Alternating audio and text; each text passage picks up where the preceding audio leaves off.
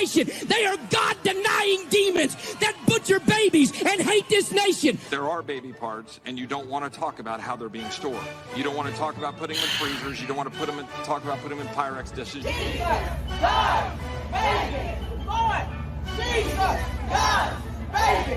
One more time. America is a Christian nation founded by Christian men, and we intend to keep it that way. How long until mainstream Christianity is deemed domestic extremism? Genitals, I don't care if you're black or white, are a third the size they were of a 1960s male. So if you don't declare your pronouns, maybe you're a domestic extremist too. 3-year-old girls are now having periods. 5-year-old girls are now getting pregnant. When you go to bed at night, put your head on that soft pillow, you know Oz will be doing exactly what you want him to do if you were there next to him.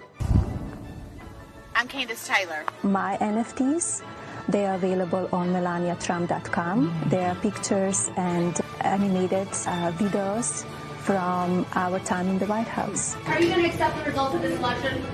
Well, it depends on if they're fraud or not. And how are you going to tell if there's fraud or not? Because no Indians here. We have no ability to decertify the election and go back and nullify it. We do not. You ain't seen an insurrection yet. You keep on pushing our buttons, you low-down sorry compromisers. You God-hating communist America. You'll find out what an insurrection is, because we ain't playing your garbage. We ain't playing your mess. My Bible says that the church of the living God is an institution that the gates of hell shall not prevail against it. And the Bible says that we'll take it by force. Bigger and better and stronger than ever before. The great MAGA king. Coming from a galaxy near you, this is Brothers in Booze. And here are your hosts, Greg Washington and Doug Ziegler.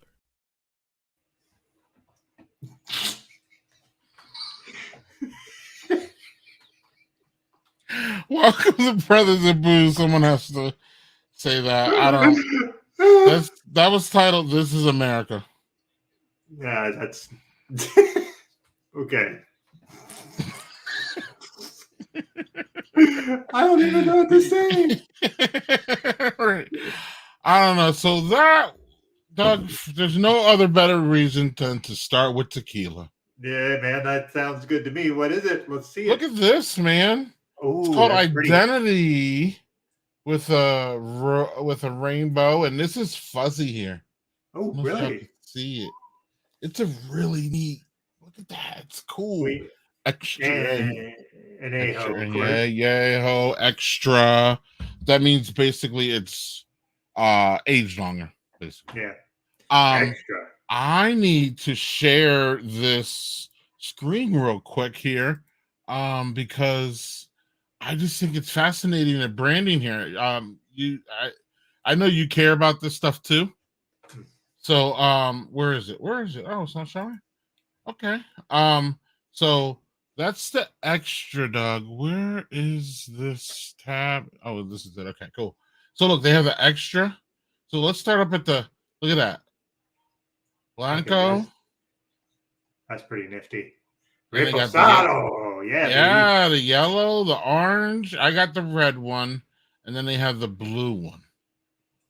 I thought that, I don't know, I saw some advertisement for it and Googled it, and it was at Total Wine. So I went and bought it, and then I saw those other ones, and I think it's pretty cool. It's called Identity Tequila. And I guess they're well, not I guess. This is a LGBTQ.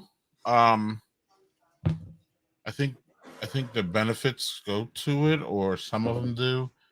Clearly they're pushing the rainbow here and the thumbprint, talking about your identity. So yeah, and it looks like this. Looks pretty. Yeah, it looks gold, and yeah, so I'm getting tequila, but vanilla notes. Wow.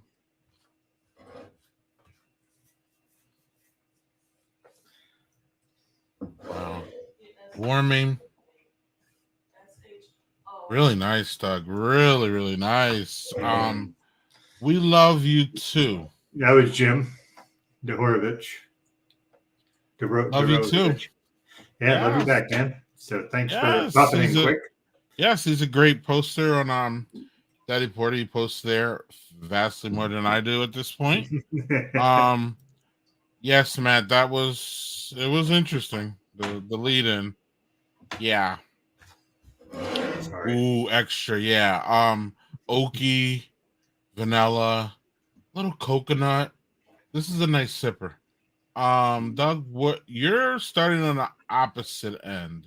Yeah, I am, and I'm kind of regretting that decision after watching that clip. But I needed something. So our guy Matt Strain, you'll be happy to see this one. This is a Downwinder Gosa from Athletic Brewing. It's an NA Gosa.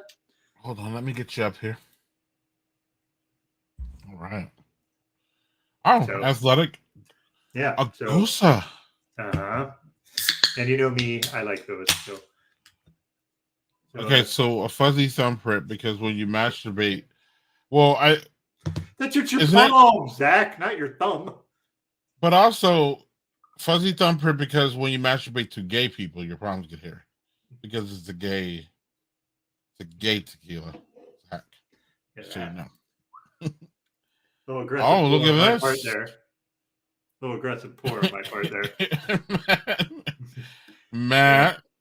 Yeah. Got his delivery yesterday. Is this a straight ghost? I'm sorry, I'm not paying attention. Or yeah, no, it's just a straight Gosa. Okay. So that's all pretty straightforward. So yeah, just as per the usual 0.5% ABV.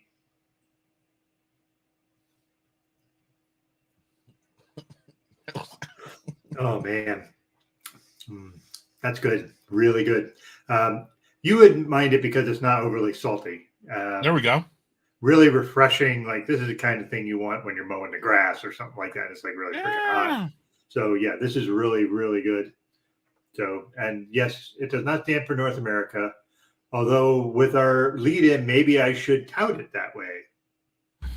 Yeah, because that was America. Just so y'all know.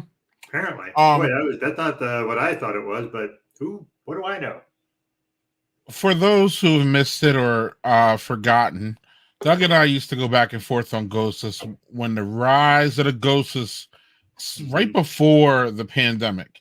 We had a rise of Ghostas, and they were everywhere. And many of them, in my opinion, weren't good.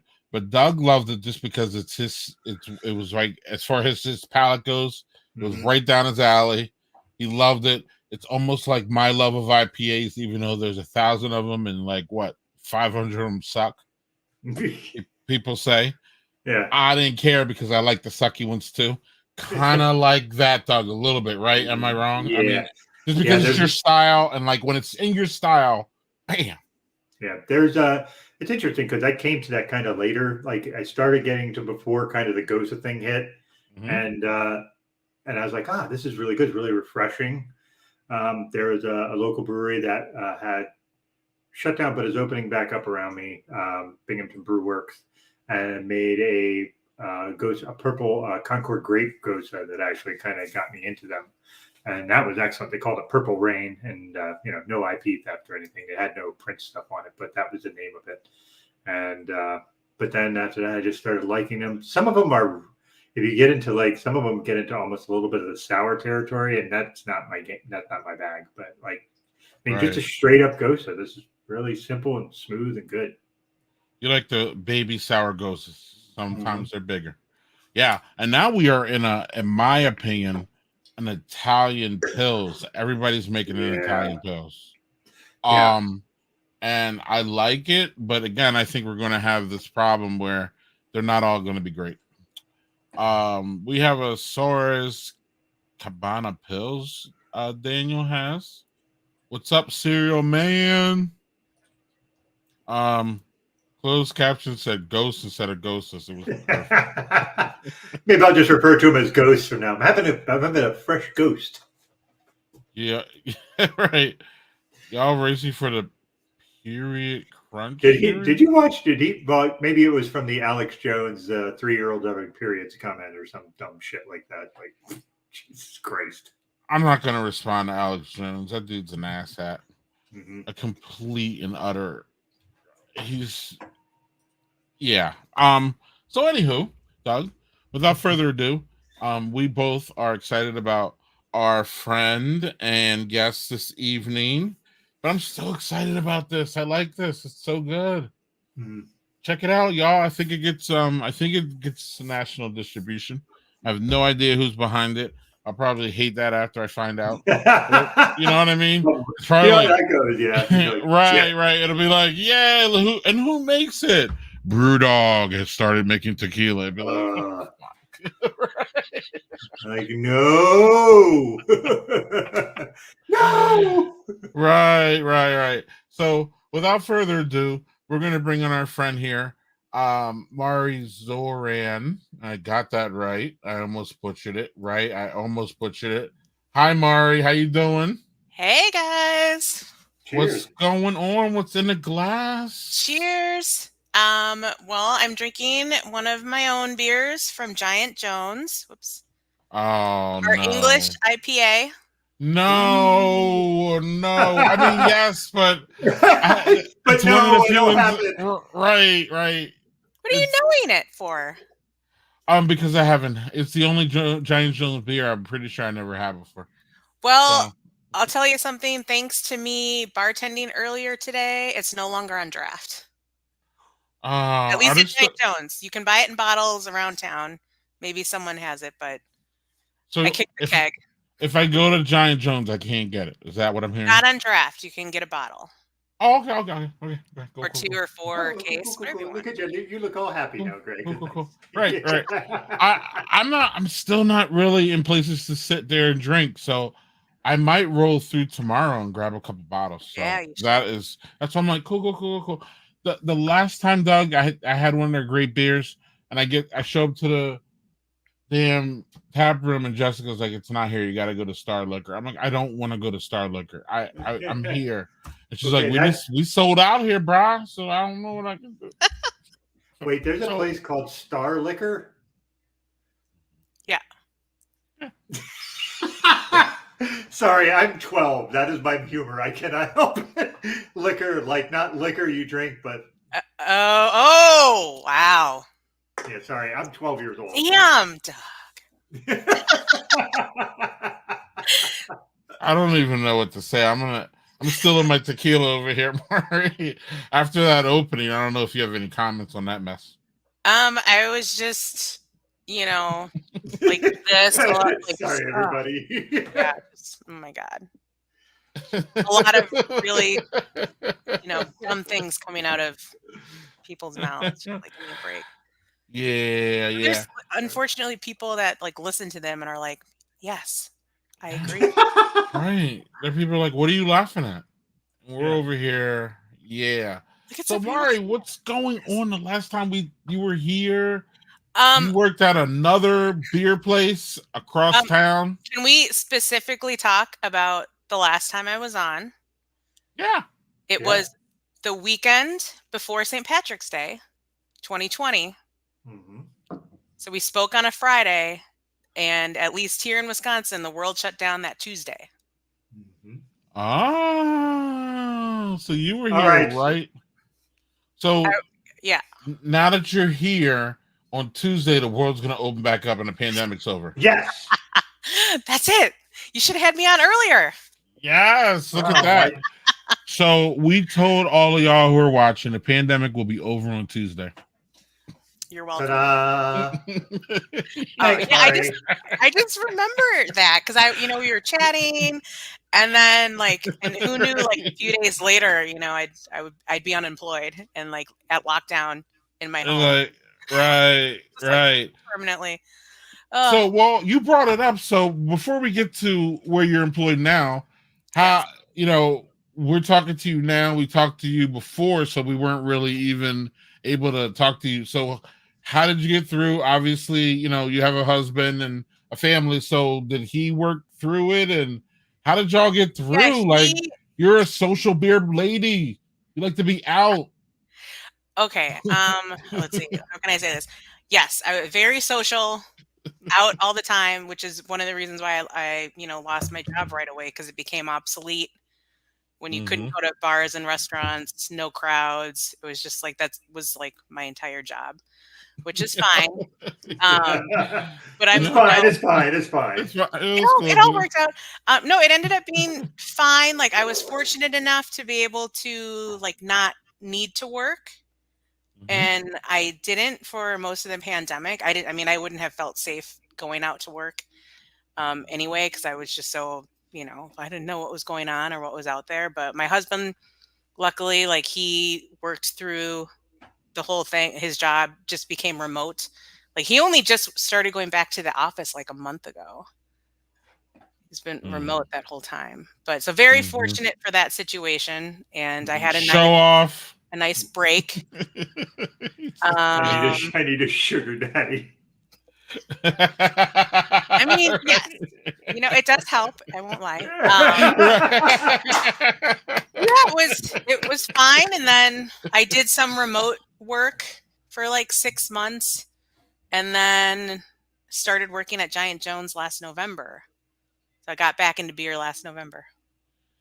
Yeah, so you work at one of the hardest working breweries, definitely, in my opinion, in America. We'll get into that. We can get into that right now. I'm 25% of the company. I'm literally 25%. Literally. And they make big beers. They make organic beers. The only certified organic brewery in the state. Wow. There's really only one beer, in my opinion, that gets panned at Giant Jones. Do you know which one it is, Mari? The one that, and what I mean by panned, I mean it's the one that people question the most. It's a good beer, but they absolutely, from what I've seen, there's one beer. Otherwise, there's no question, and people say nothing but good about Giant Jones, but there's one. What is this one beer? No. I wish Jessica was here to hear what I'm saying, but we need to tell her. And I think she already knows. It's a double IPA. People just don't. It has a different, being that it's organic, it has a different flavor profile than most double IPAs. And I've literally heard it sitting in their brewery, mostly before the pandemic, of course. And people always question her and go back and forth with Jessica on that specific beer. I don't know if you have any comment on it, but that's the one that I think is the most controversial. Everything else, people are like, oh, well, I've never experienced an encounter between. Okay. Asking, maybe that was pre-COVID world, but current world. I mean, that's the one beer that we have year round. Yeah. Okay. It's always on, and there's definitely people's favorite. Like every Thursday, Jimmy comes in and drinks double IPA and then takes a 4-pack home. Interesting. I'm gonna have to ask her about this. That's my anecdotal evidence. Maybe I'm wrong, but yeah. I mean, if it's not that one, then I would ask you which one do you think is the most? Because we could sit here all day and talk about all the great ones. Now, I'm not saying the IPA is not great. I'm just saying I think it's one of those ones that people just don't grasp immediately because it's so different than what double because we're the double IPA hazy. You know what I mean? The hazy. Yeah, but all that, double IPA is Jessica's take on Pliny. Oh man. So yeah, Grand Stout. Ooh la la. So I guess double stout counts then, right? Because we just brewed that this week. Yeah, this is a holdover. Sorry, Doug. I think I was gonna send this to you. You can send them a new one. We'll have a package in a couple weeks. I was about to say, Doug. I didn't. Yeah, I noticed. Y'all put that out there like last week that y'all brewing this again, or canning, or something, or bottling, or something. So I'm only bottle. Don't say can. Right. Sorry. Reusable, returnable bottles. Right. I just turned heel, Doug. Right.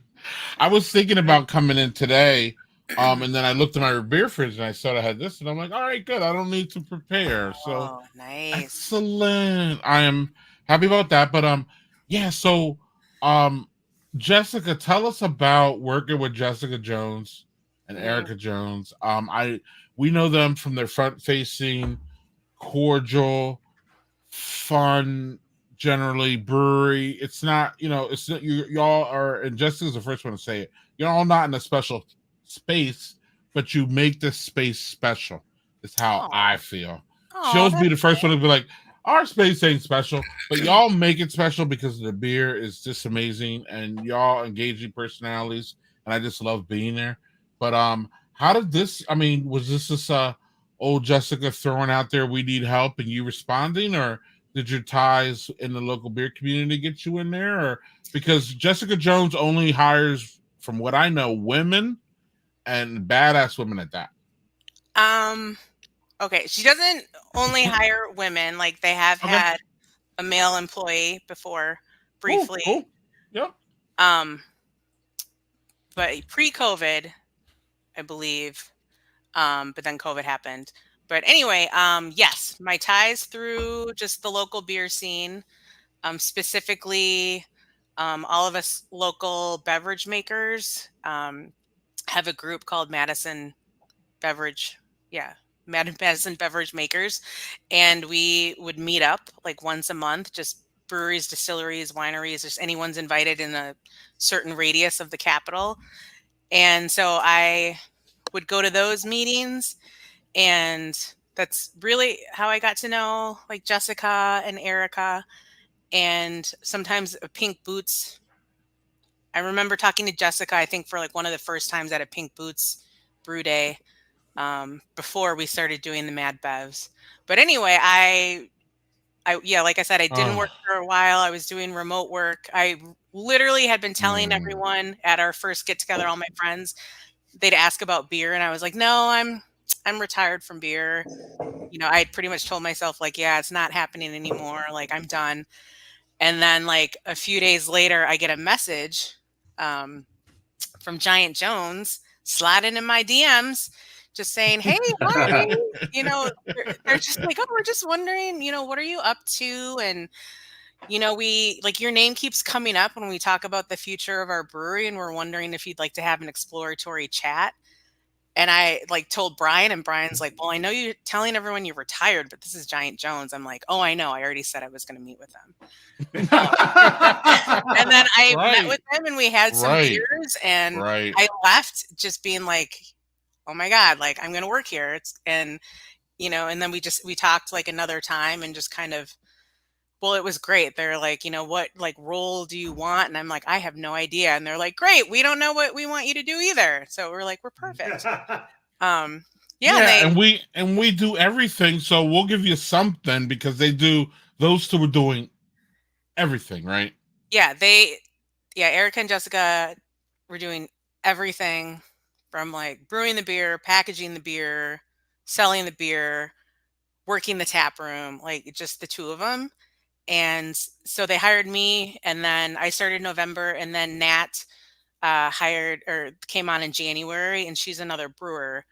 So there's 4 of us now, 4 ladies, doing everything, which is awesome. But Nat and I are always just like, I can't believe just the 2 of them were doing what the 4 of us like all do. It's insane. It's just amazing to work for women like that. And they're just like, they're like my heroes. Like, oh my God, I want to be you.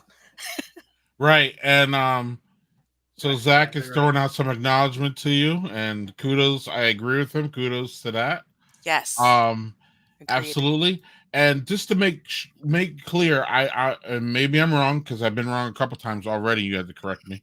And it's all good. It's all good. It's perfect. Actually, Doug's usually the one that has to correct me, and Doug's getting old, so he forgets shit. So sometimes I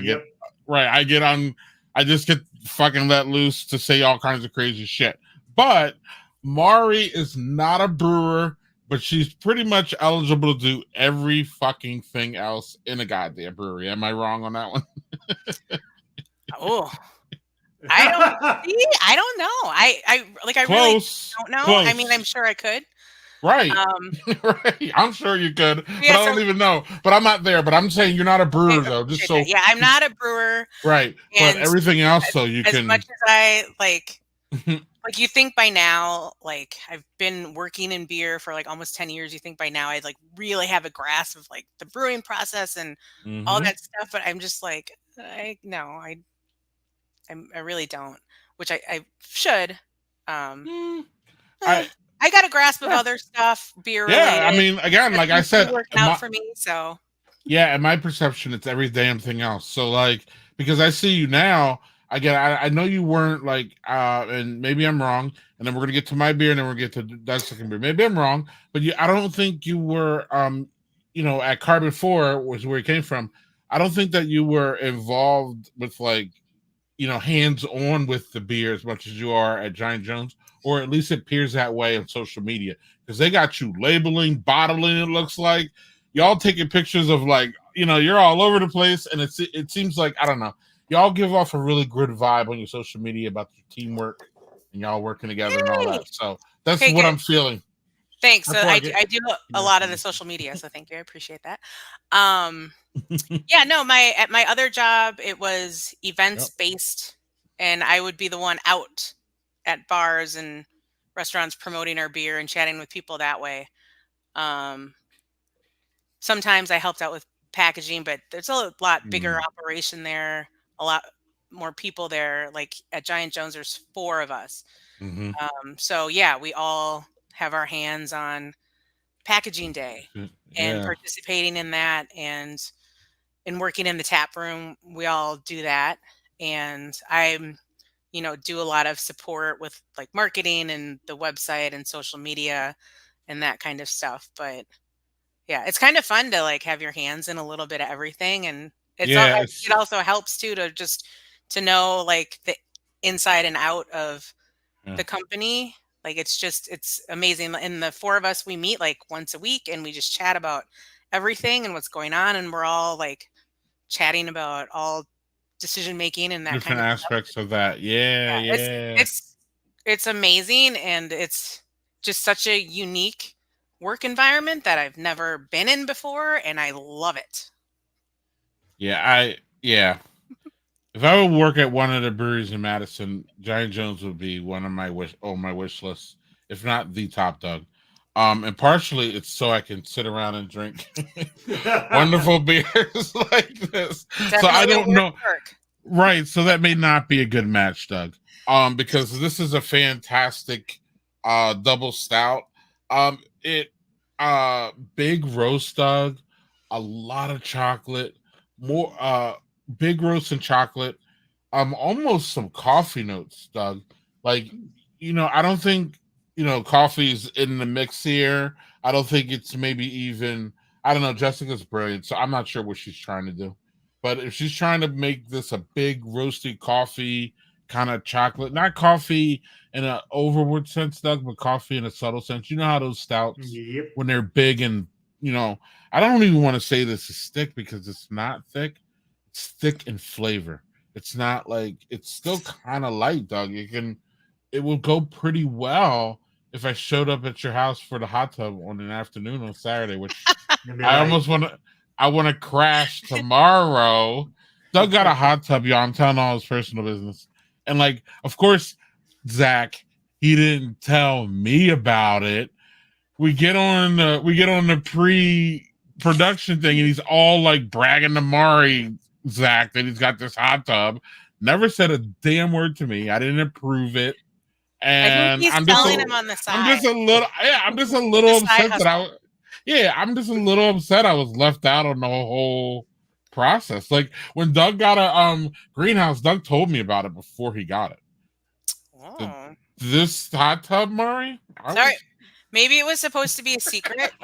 He just said something, and I'm like, explain. He said hot tub, and I was like, hot tub. Right. This was like hot tub. What in the hell is going on? I need more information. Like, what do they say to Star Wars people? Let the jealousy run through you, Greg. Yes, that's what's going on. Right. So anyway, Doug, if you want to tell us about your hot tub, that's cool. But actually, more than that, you wanted to tell us about your second beer. Yeah, so I apologize for the hot tub. I thought I had told you. As you said earlier, He leaves me out of all this shit, Mari. I feel very special. And I feel neglected. Sorry. Yeah, you're neglected, all right. Okay. What's in that glass so I can stop thinking about your hot tub, damn it. All right. So when I picked this up because it's a style that I believe maybe they would brew over at Giant Jones. Yeah. Anyway, so this is called Golden Stag. This is an English style barley wine. Did you do that for Giant? Did you do that because of Giant Jones? Yeah, because I thought this was a style either they brew or something they would possibly brew. So we do an English style barley wine and we do an American. Well, this one only two. Okay, I thought it was three. Go on, Doug. I'm sorry. So this one actually is. They say it has orange zest, star anise, and Madagascar vanilla beans. So kind of a interesting combo. Also, really nice can art, as I'm a sucker for.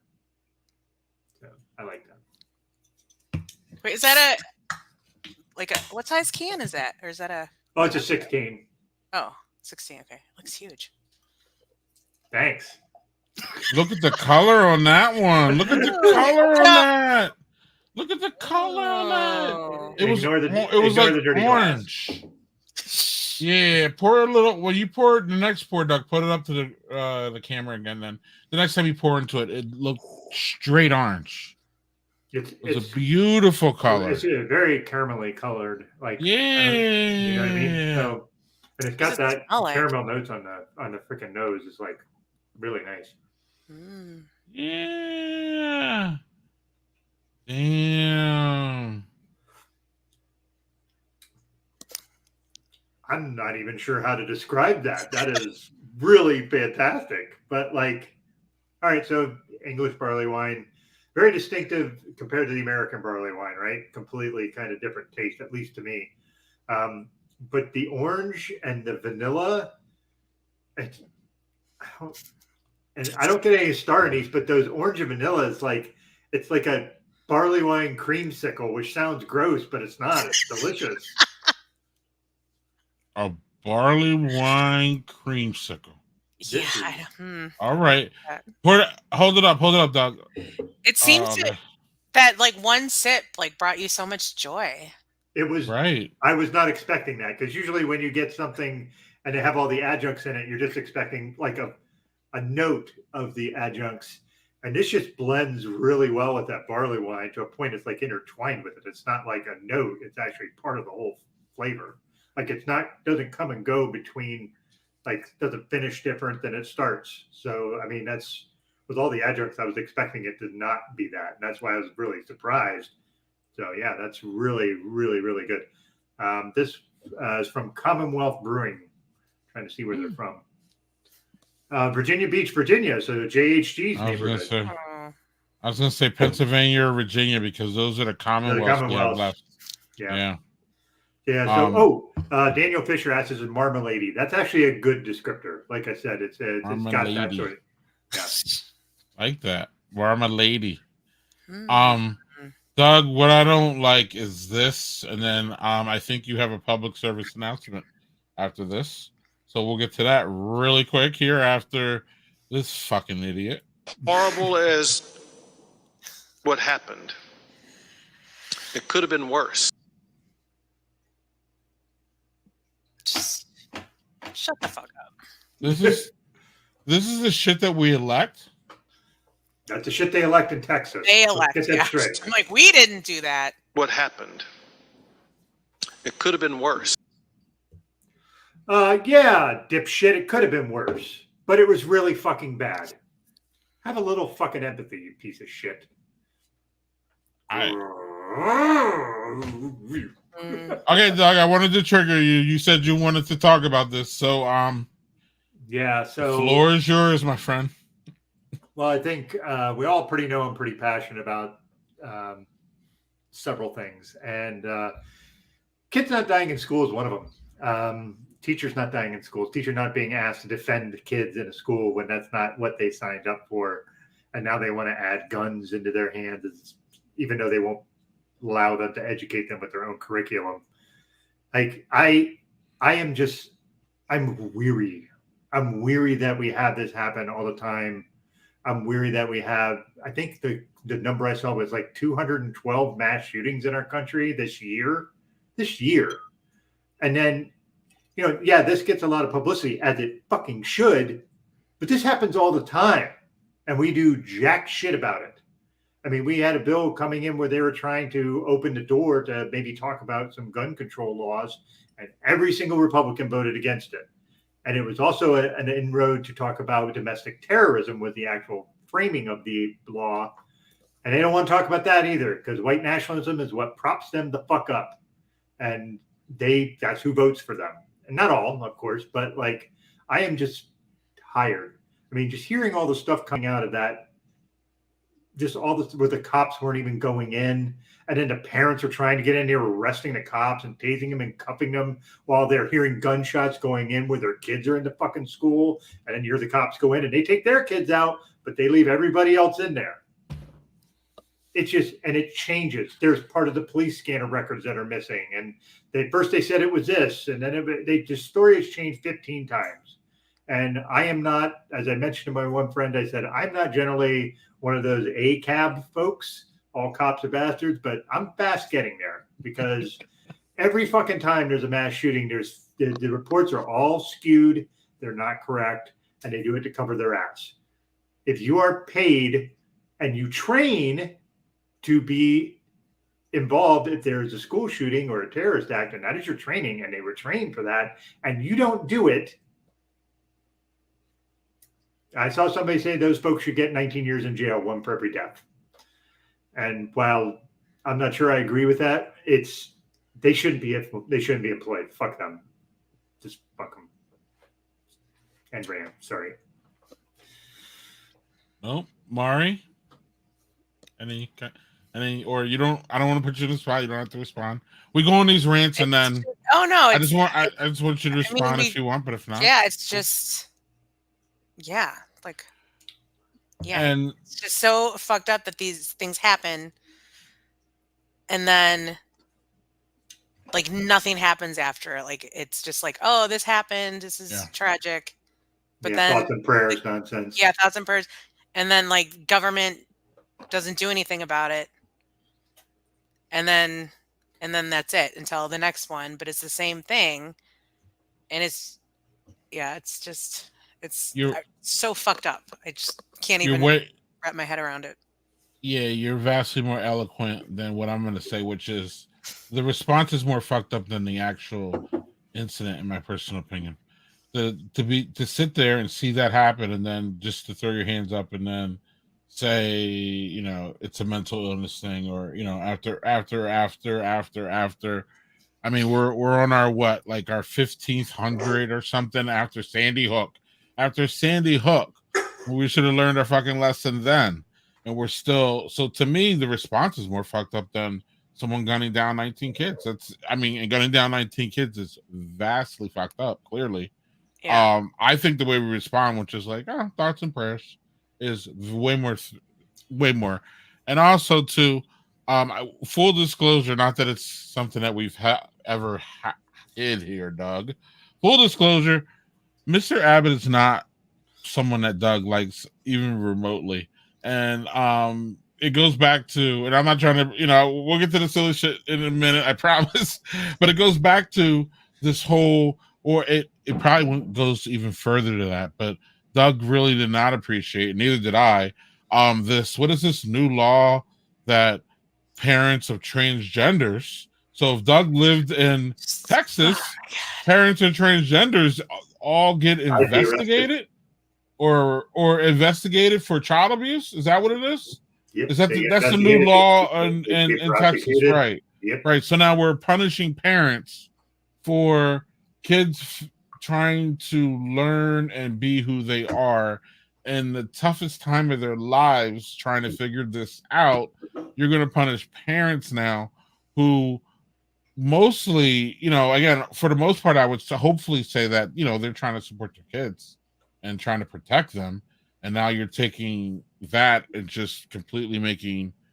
I don't even know what to say about that. So Doug has issues with Abbott going in. I'm just saying.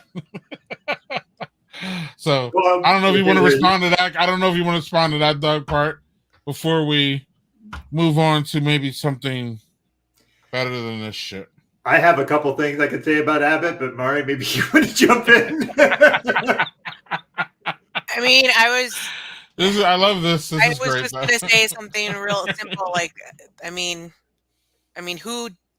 Well, I guess there are people who don't have issues with him, but yeah, he's done a lot of really shitty things, even before this happened. So yeah, he's just, I don't know what, or I don't know. I guess maybe you can figure out what motivates people like him, in politics to do what they do. But how do you? I don't understand. How can you live with yourself? Thank you. Like at the end of the day, like seriously, you're okay with what you're doing. They think they're right. They're told they're right, and they're in power and they're rich, so they don't get repercussions for the shit they do. And I just, and the whole Jesus thing, I just don't see how Jesus would be down with any of this shit. I just don't see it. I don't. Listen, whether you want to believe in religion or not is a different thing.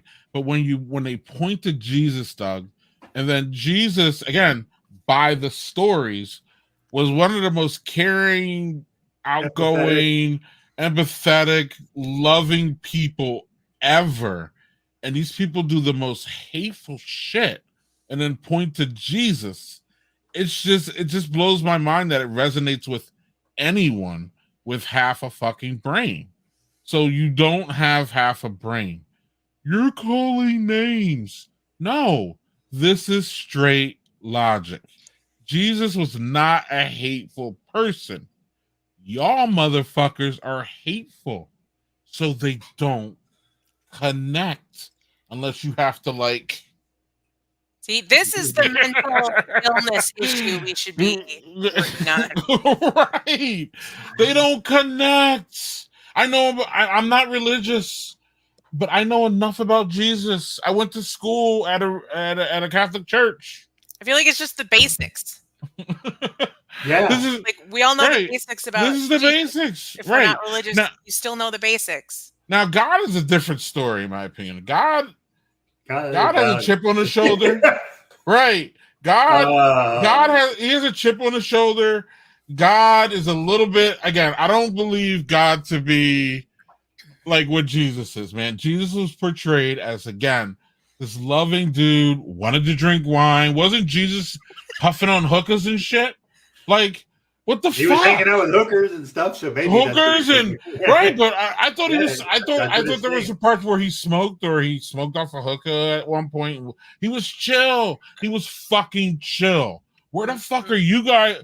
Where is your Jesus coming from? Y'all making another Jesus up or something? Anyway, I'm just these motherfuckers. I can't. Every depiction of him is a white guy in the United States, and he very clearly was not and he white. clearly wasn't white. Right. He was a chill brown dude. What the fuck? So anyway. Okay, yeah. Before I go up on another tangent, let's get away from that topic, please. Right. Okay, cool. So, Doug, I'm going to start asking questions every week. Random, crazy questions. So, if y'all could have dinner with anyone from history, who would it be? And I'll let y'all think about that. We'll come back. Let's see here. Y'all think about that one because that's a big one. And we'll go to the comments here. Daniel says, facts, Mari. I agree. Way more eloquent than Doug and I. Doug and I get to a point we get pissed off. We just start cussing. I'm just babbling. Babbling and cussing. Right. If I had more beers than me, I would. Right. You know, I'm right. Right. So, Black is Beautiful, Giant Jones. What I wanted to talk about Giant Jones real quick, getting back to it, is that what I admire and love about Giant Jones is where they stand on social issues and where Jessica and Erica just don't give a fuck about what you think about their stance on social issues. They present it way better than I just said, Doug, on the social media. Mario knows that because Mario's part of social media. But this was going on long before Mario was even in the picture, about how they present themselves on social media, but also how they care about people like me. And I can tell they care about people like me. And that fucking matters because I'm me. God damn it. So if you want to call them woke or the wokesters or any of that horseshit to diminish their character and morals, then fuck you. And I hope you never, ever get the chance to try their wonderful beer and to be in their fucking wonderful presence, because they're good people brewing damn good beer and they're not afraid to live their lives whether you fucking like it or not.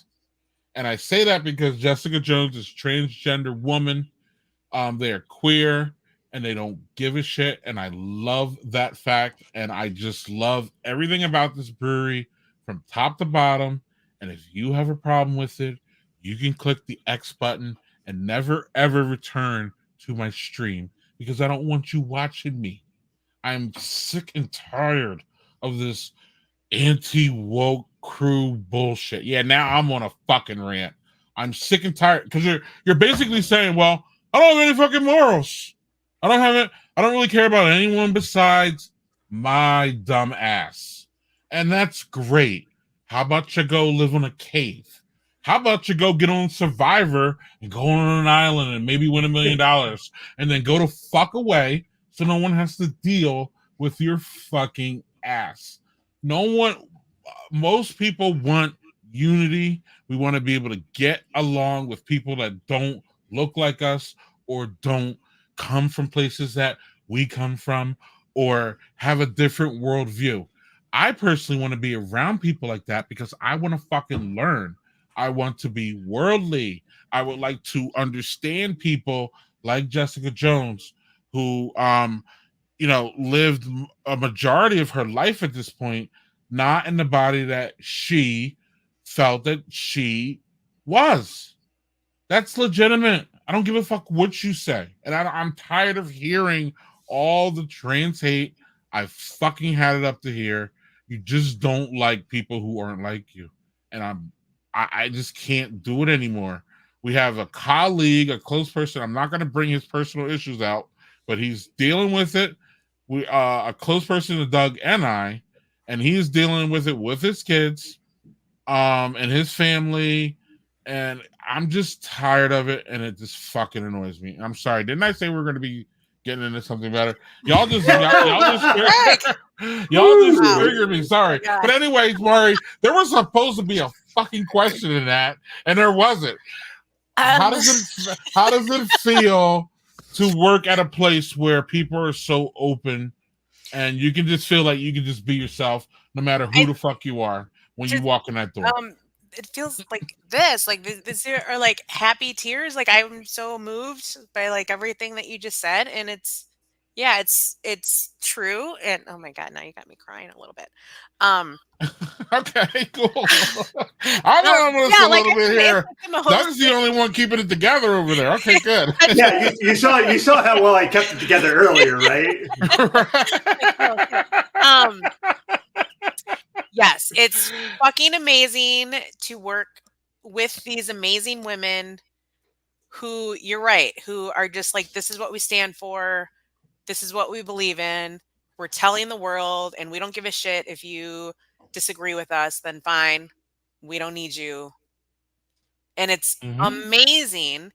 And yeah, and it's just such a great, like you were saying earlier that like Jessica had said, like our space isn't that special, but they try to create a special space for people. And it is like, it's like like everyone is welcome, and people know it. And it's really nice. And when we did our, we did Transgender Visibility Day, but we made it a whole weekend of events. And like, oh my God, like the crowds, like that entire weekend, it was It was amazing. It was so joyous and loving, and it was, it's definitely like not like the big crowds we get like every day, but that weekend was really special, and it feels really good to work at a brewery like this. It's fucking amazing, actually. So It's love to hear. I love hearing that. I wish that I was closer, that I could be a patron of them, because they stand for causes that I believe in. I have LGBTQIA plus kids, and that shit fucking matters to me. And it really, that's why, like, you were talking about Abbott earlier and all the other states that are trying to enact things to just try to make trans people not exist. That's their goal. And having a trans child myself, that shit fucking makes me fucking mad. I will tell you, like, I know a couple people wanted me to go to the Beer Now conference that was in Austin this year, and I refused to go because it was in Texas. I just won't give Texas any of my fucking money. I won't give Florida any of my money. Any state that does that, I'm not coming to your state. Now, does that mean a lot to them? No, probably because of the amount of money I would spend, probably not a lot. But to me, you state your ways and your intentions to how you spend money, because we're a capitalist society and we don't have another way to really do it other than protesting and doing the things we can do. But your dollars speak really loud. And that's why I won't even visit states like that. Not just the trans stuff, or it's the gun laws. Like, none of that shit feels safe. I don't want to go anywhere near that state. And I know there's very liberal parts of Texas, Austin, Houston, places like that are very liberal, but the rest of it just feels like a bad version of hee haw, and I can't go there. So, what if they vote Beto in this year? Will it make you feel better? It would make me feel a lot better. If you didn't see what he said, did you see when he stood up to Abbott at that particular press conference? No, I wanted that clip. It was so bad. It's the kind of shit you want to see your politicians do. Mari, am I right? You saw it? I did, and I was like, "Fuck yeah, good for him." Yep. Yeah. And Mike, real quick, drink responsibly is drinking with principles. And Mike, great point. And also, Mike lives in Texas. Yes, he does. And Houston, right? Houston area, I believe. I believe. Yep. And Mike's right though, and it's great because now there's like 8,000 breweries. So it's not like you're going to deprive yourself if you cut out Founders and some of the problematic ones. And people are even around here, people are on their alert. Home is where the paycheck is, and we respect that. We're not, yeah, for sure. Yep. Yeah, Doug, it's not okay to protest outside someone's house. I mean, are you trying to make me have a second heart attack, motherfucker? Stop doing that. But right, like Mike says, though, we can drink responsibly, and you know what I mean, and it's cut out the whole the whole thing. So like I said, I wasn't going to bring it up, but we're here. So Mari's ex-employer, and Mari, you can comment on it if you want. You're here to say anything.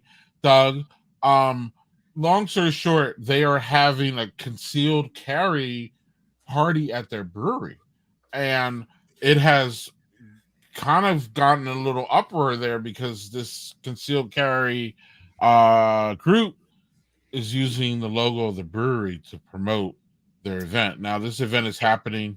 Or were we gonna say, Mari? Oh, I was just gonna it's a private event, it's a private event before it even opens. Has rented the brewery space. Yeah, use the brewery. And again, whether you think, I'm sorry, Mari. Oh no, and I was gonna say, as far as I know, like the brewery itself, it's like you can't. Like they're not promoting it on their end, but right. but the organization is promoting it. Yeah, you're right. With because they've gone to other breweries, they promote it with that brewery. Yep. It's what is it called? Like beers, breakfast and bullets, or bullets. Breakfast and bullets. Yeah. So even that, even what you have, like the brewery not even promoting it, it's themselves, Doug. They've got themselves in a little hot water in Liberal Madison here, liberal-ish Madison, how about that? Because of just that. So like I just wanted to say that Mike, a lot of people are agreeing with Mike's sentiments here, meaning I mean I don't think I don't think it's really going to affect Carbon 4's bottom line at the end of the day in the long haul, but there are some people around here saying I'm done with them, or until something else happens, I'm done, because I can go to Giant Jones, I can go to Working Draft, I can go to Youngblood, I can go to, we have so many. The last time Mari and I hung out at a brewery, I believe, was Full Mile, and I don't even think we didn't coordinate that. You just showed, the lady and I were there, and you showed up with your husband, and we were like, "Yo, what's up?" I miss those days, man. But my point is, wasn't it? It was your birthday, right? Oh shit! Really? It was around there. When it's Greg's birthday, it's my wedding anniversary. Yep. Oh. Same day, January 2nd. Yep. So we bonded for 2020. Yes. We bonded. Mari and I, that's another area that we bond. But yeah, we just showed up at a brewery, but it won't, I don't know. It probably won't be Carbon 4 because my lady's like, no, I'm done with Carbon 4. And I'm like, she's like, I understand your position. You have to have your own position because of who you are and what you do. And that's cool. But she's like, I'm done. I'm out. And I don't know, but it's funny because with Carbon 4, like, they do like a lot of things with the community, especially like the farmers. So we were even ordering farmer stuff from Carbon 4 during the pandemic just to support Carbon 4. So there was a special place in our heart for Carbon 4. I don't know what to say about it. There's just so much going on. I don't really want to comment, but I'll let my lady speak. I was just gonna say you can support a farmer in Spring Green. You can order from him and pick it up at Giant Jones. Yeah. I'll look at that. See? Boom. Optivism. You know what? Hey, Mari, is that the farm that the spent grains go to? Yeah. I posted about it this week. Yes, I love that. And there's a handful of breweries in upstate New York who do that. And I always say, I wish more breweries would do that. That's a way to kind of give back to the community in a really simple way. You're not going to use it. You're going to dispose of it. Why not give it to farmers that can actually utilize it? I love that. That's kind of in their ethos, though, right? Well, I mean, K4 did it too. I guess I assumed. See, this is my assumption: is that like, doesn't every brewery do that? I guess not. Holy shit! Why not? Yeah, you're right, Doug. Why not? It's so simple. Yeah, and it's just like I guarantee if you talk to some local farmers, which there's plenty, usually a lot of them are around, you could just be like, hey, I have this spent grain. Do you want to use it? What farmer is going to turn down free grain for their fucking animals? Like, none. Unless they're organic. But in your case, you're using organic products. That's all. Well, and it's going to an organic farm. Yeah. So it all works out. Look at that. AOL online, Zach? Your connection sometime has been a little kludgy. Yeah, it says it up there too. Yeah. It's probably those bratty kids of mine sucking down all the bandwidth on their stupid ass games. But is it AOL online? I think that's it. Back to this now. So I've given y'all some time. Ladies first, so we'll let Mari go. Okay, well, honestly, the first person that came to mind, and then I was like, you know what, I'm just sticking with that. So then I quit thinking about it. Okay. Barack Obama. Oh. They're still in history, though. That's a great. Yeah, does he count? Anyone from history? What? Well, he's okay. Hello. Okay. He's a huge part of history. Okay. He is part of history because he was the first black president. So yeah, guess what? That's part of history. No, it's a big part of history. Sorry, but anyway, that was the first person that came to mind. So I got to shake his hand once, and I just always remember that. I'm like, I shook his hand. Right. Stand with your kids. 56. 1440 baud or 56K. Right. That's a great. I think it's 1440 the way Zach's talking. Yeah. Doug? All right. I shared who I would, because I'm going to go a little bit off kilter with who I would, Hieronymus Bosh, because his artwork is some of the weirdest, most awesome shit I've ever seen. And he was, I think it was the 1500s. He made art of stuff that nobody made back then, because all the painters were into doing things that were, very religious. And he did stuff that just was weird and fantastical and just crazy. And I would love to understand where the fuck he got that stuff to do. Like, it's just, he seems very ahead of his time, It's the kind of shit you would see. The kind of shit you would see now that a graphic artist does, and he did it in the 1500s. Wow, that's awesome. Damn. Okay. All right. That was from history for sure, yo. Yeah. Oh, look at my internet's going out. Fucking Fortnite. Is that the dude who drew a kitty cat's face when you looked at it? It was no. I think that was UK Magic Bruno Mars. Yeah. Right. We'll leave the door open, Mike, for that. Anywho, anybody got that reference? Greg, what's your answer? Yeah. My answer is what's up, Doug? Yeah, I want to hear what you got to say, man. I do. I'm ready to judge if it's really history. Oh, it's absolutely history. This person is not around anymore. One of the most so I'm different from Mark. I can choose one or two. There's so many going around in my head. I'm just gonna go with the one that sticks out the most, and the one because if you could have dinner, that means that you want to sit down and you want to ask this person a couple questions. You want to have like Thousands a back and of forth and stuff. Yeah, it's gonna be a long ass dinner. Right. My initial reaction was my initial reaction was Malcolm X, but it's not. I'm not, and the reason I'm coming off of him is because I think if I had dinner with him, I kind of know where the conversation would go, and I probably wouldn't learn that much new. So I'm gonna say Teddy Roosevelt. He was my favorite president, and what I would want to know is because there's not really that much history or people don't talk about this aspect, but I would like to know if Teddy Roosevelt was woke. I'd like to know what he thought really about what the hell, like slavery and all that. I have a bad suspicion that it's not going to end well because he's a white dude. Right. But that part of his history is not talked about really at all whatsoever. It's, for lack of a better term, probably whitewashed. But knowing who he was and what party he was affiliated with, there was Teddy Roosevelt had some empathy for things, but I think it was mostly land and buffaloes. So I'm not sure. I would love to be able to sit there and like go back and forth with him, and then if he wasn't woke or aware of these things, it would be a fun conversation for me to be like trying to grill Teddy Roosevelt. So that's why I'm going with Teddy Roosevelt. I just love that. Was Teddy Roosevelt woke? Right. He wasn't, though. It's a great title for a book that you now need to research and write.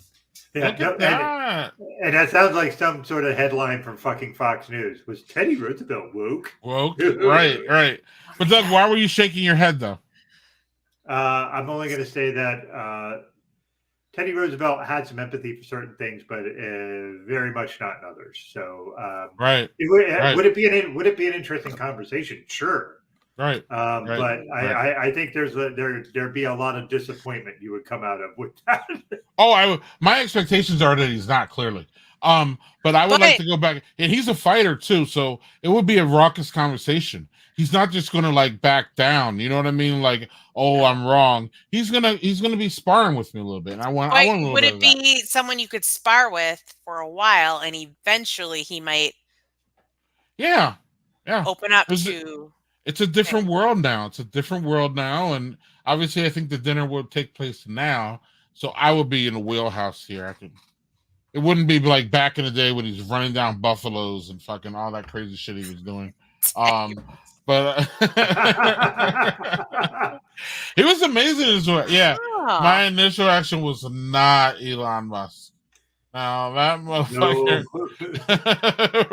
No, if you would have said that, Mari and I both would have come for you for that, because that would be somebody I'd be like, fuck you. Yeah, I mean, who needs to have dinner with Elon Musk? We know what we're getting. I would have dinner with him if he wrote me a check for.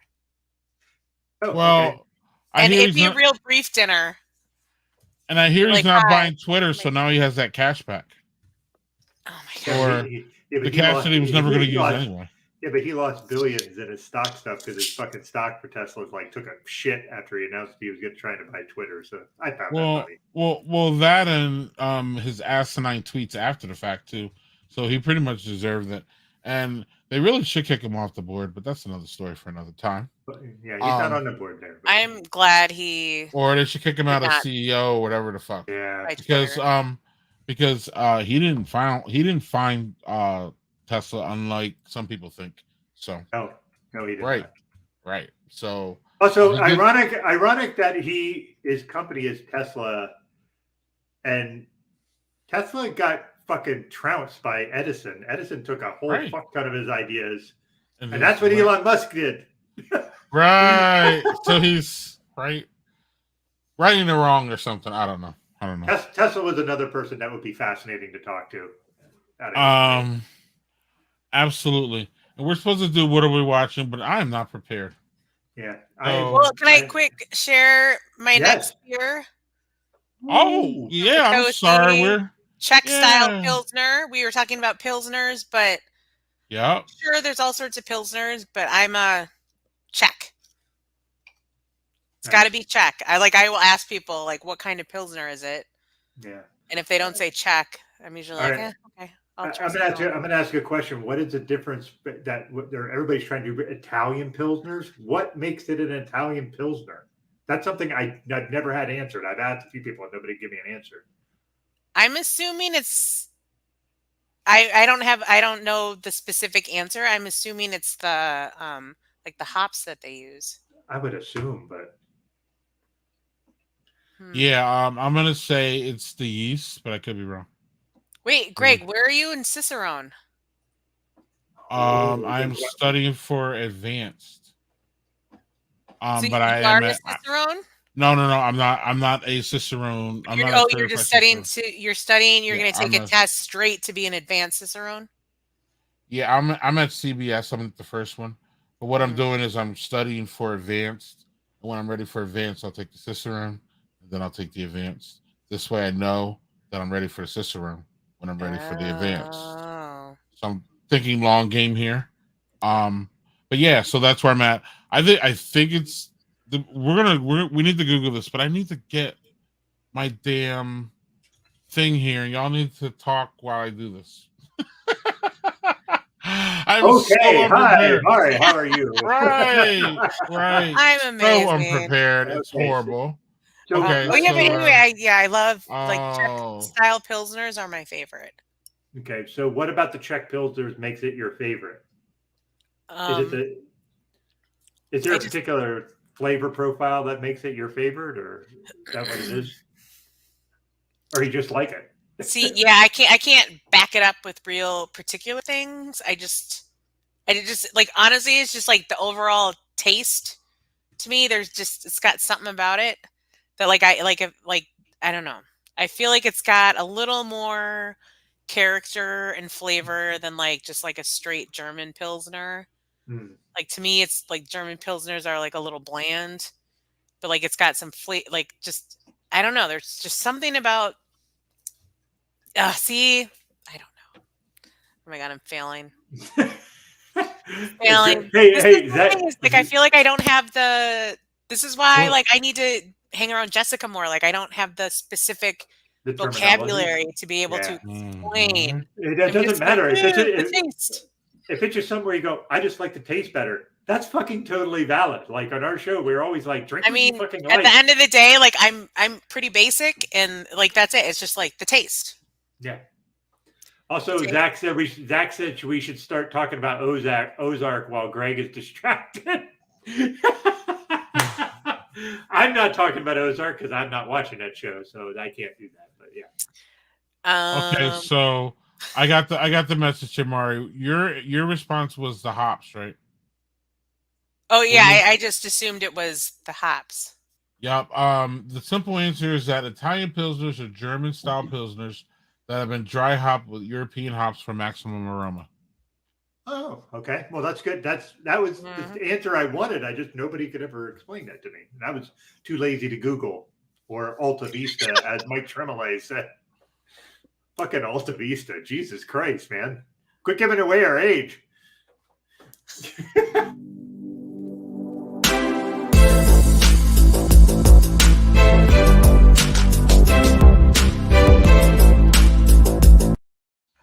So I'll jump in first, and then we'll give Mari the encore. I first of all, I am starting Stranger Things. I know I'm late on this, but I just got reminded that their fourth season came out.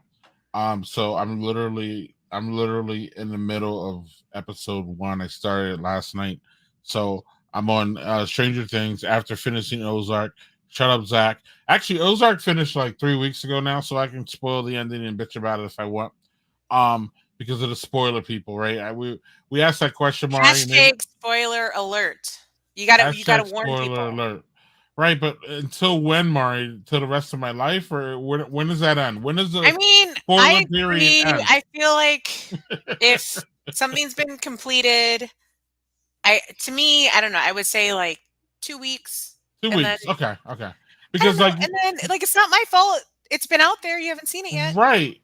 Well, Netflix dropped the last 7 or 8 on a Friday. So that's not fair if you start screaming about it on Friday, because not most people can get through 8. Well, exactly. So like 2 weeks. 2 weeks is right. I mean, like I said, we just finished Ozark this week. I think like Monday or Tuesday we watched. And this moron finished it the Sunday after it came out on Friday. So again, then I was telling Doug, I was like, I don't know what to do, Doug. I want to bitch about it, but I can't live. So we waited. But this one is fun. Fun show here, Doug, is the history of swear words with this crazy dude. Cage. Amazing. Wait, how many? Look at him looking like the fucking stupendous Yappy from fucking X-Files. Like, oh. 6 shows, Mari, and they're not one of them is over 30 minutes. Oh. So y'all can binge this.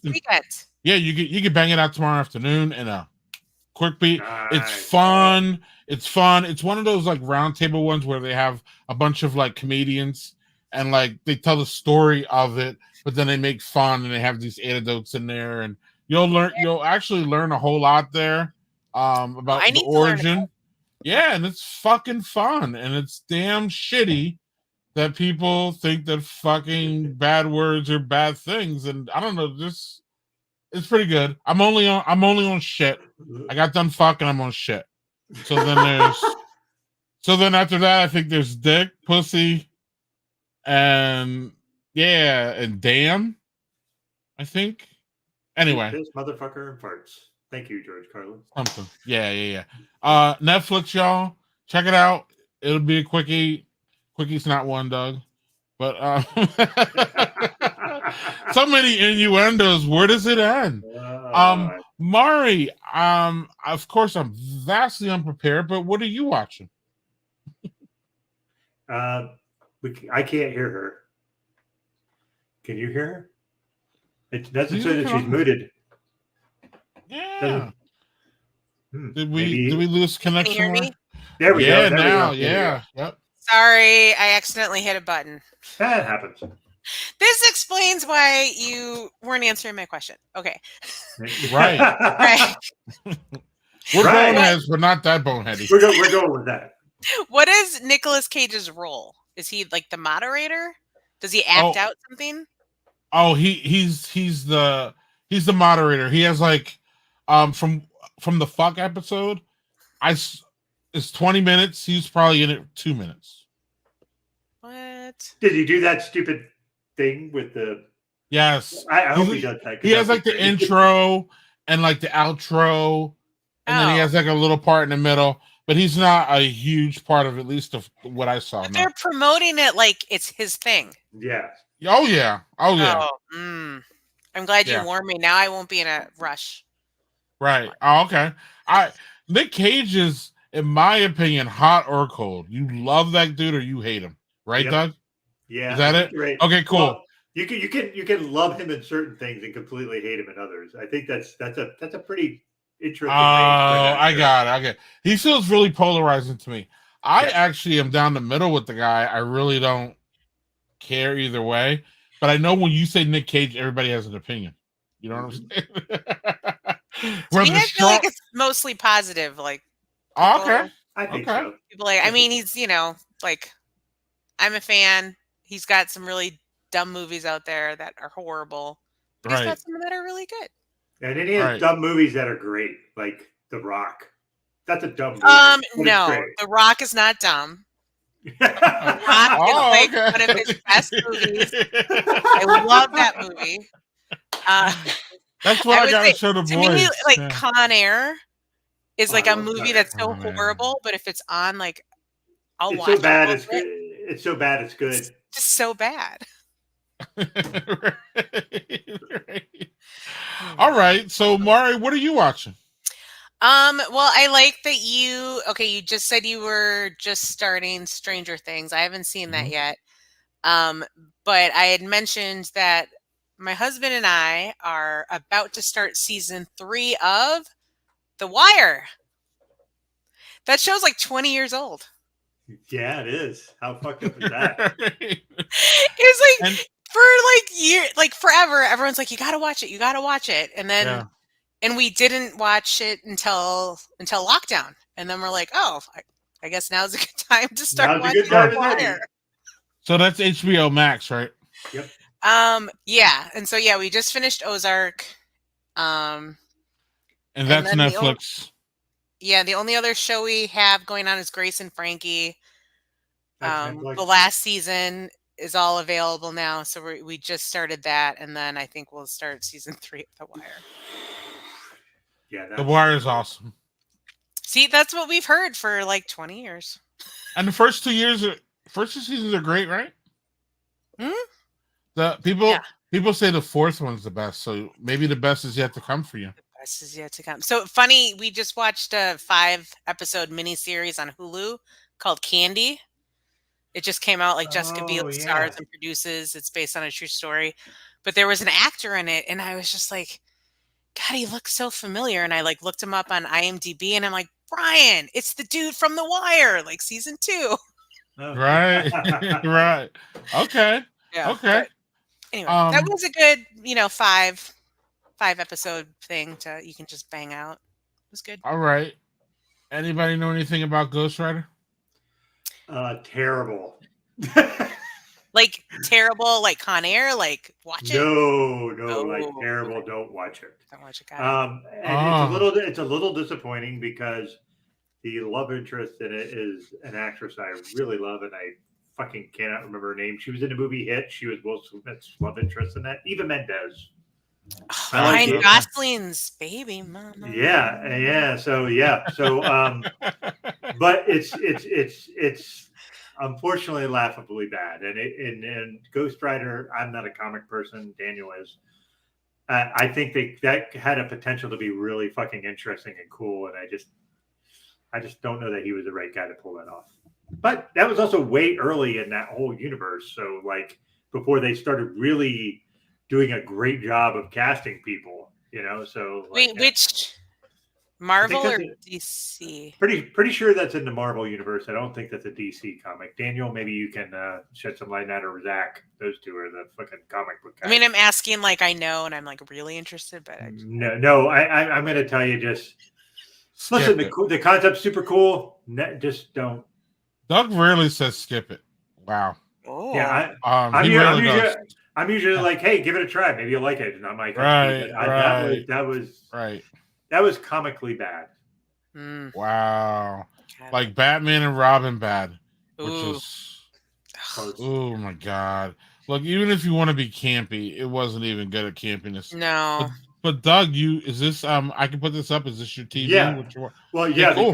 because what I'm going to talk about is I finally broke down and got Apple Plus. Yeah. Oh my god. I wanted to see this. This is Adam Scott from the fucking Parks and Rec, like is the guy who produces it and writes it, I think. Okay.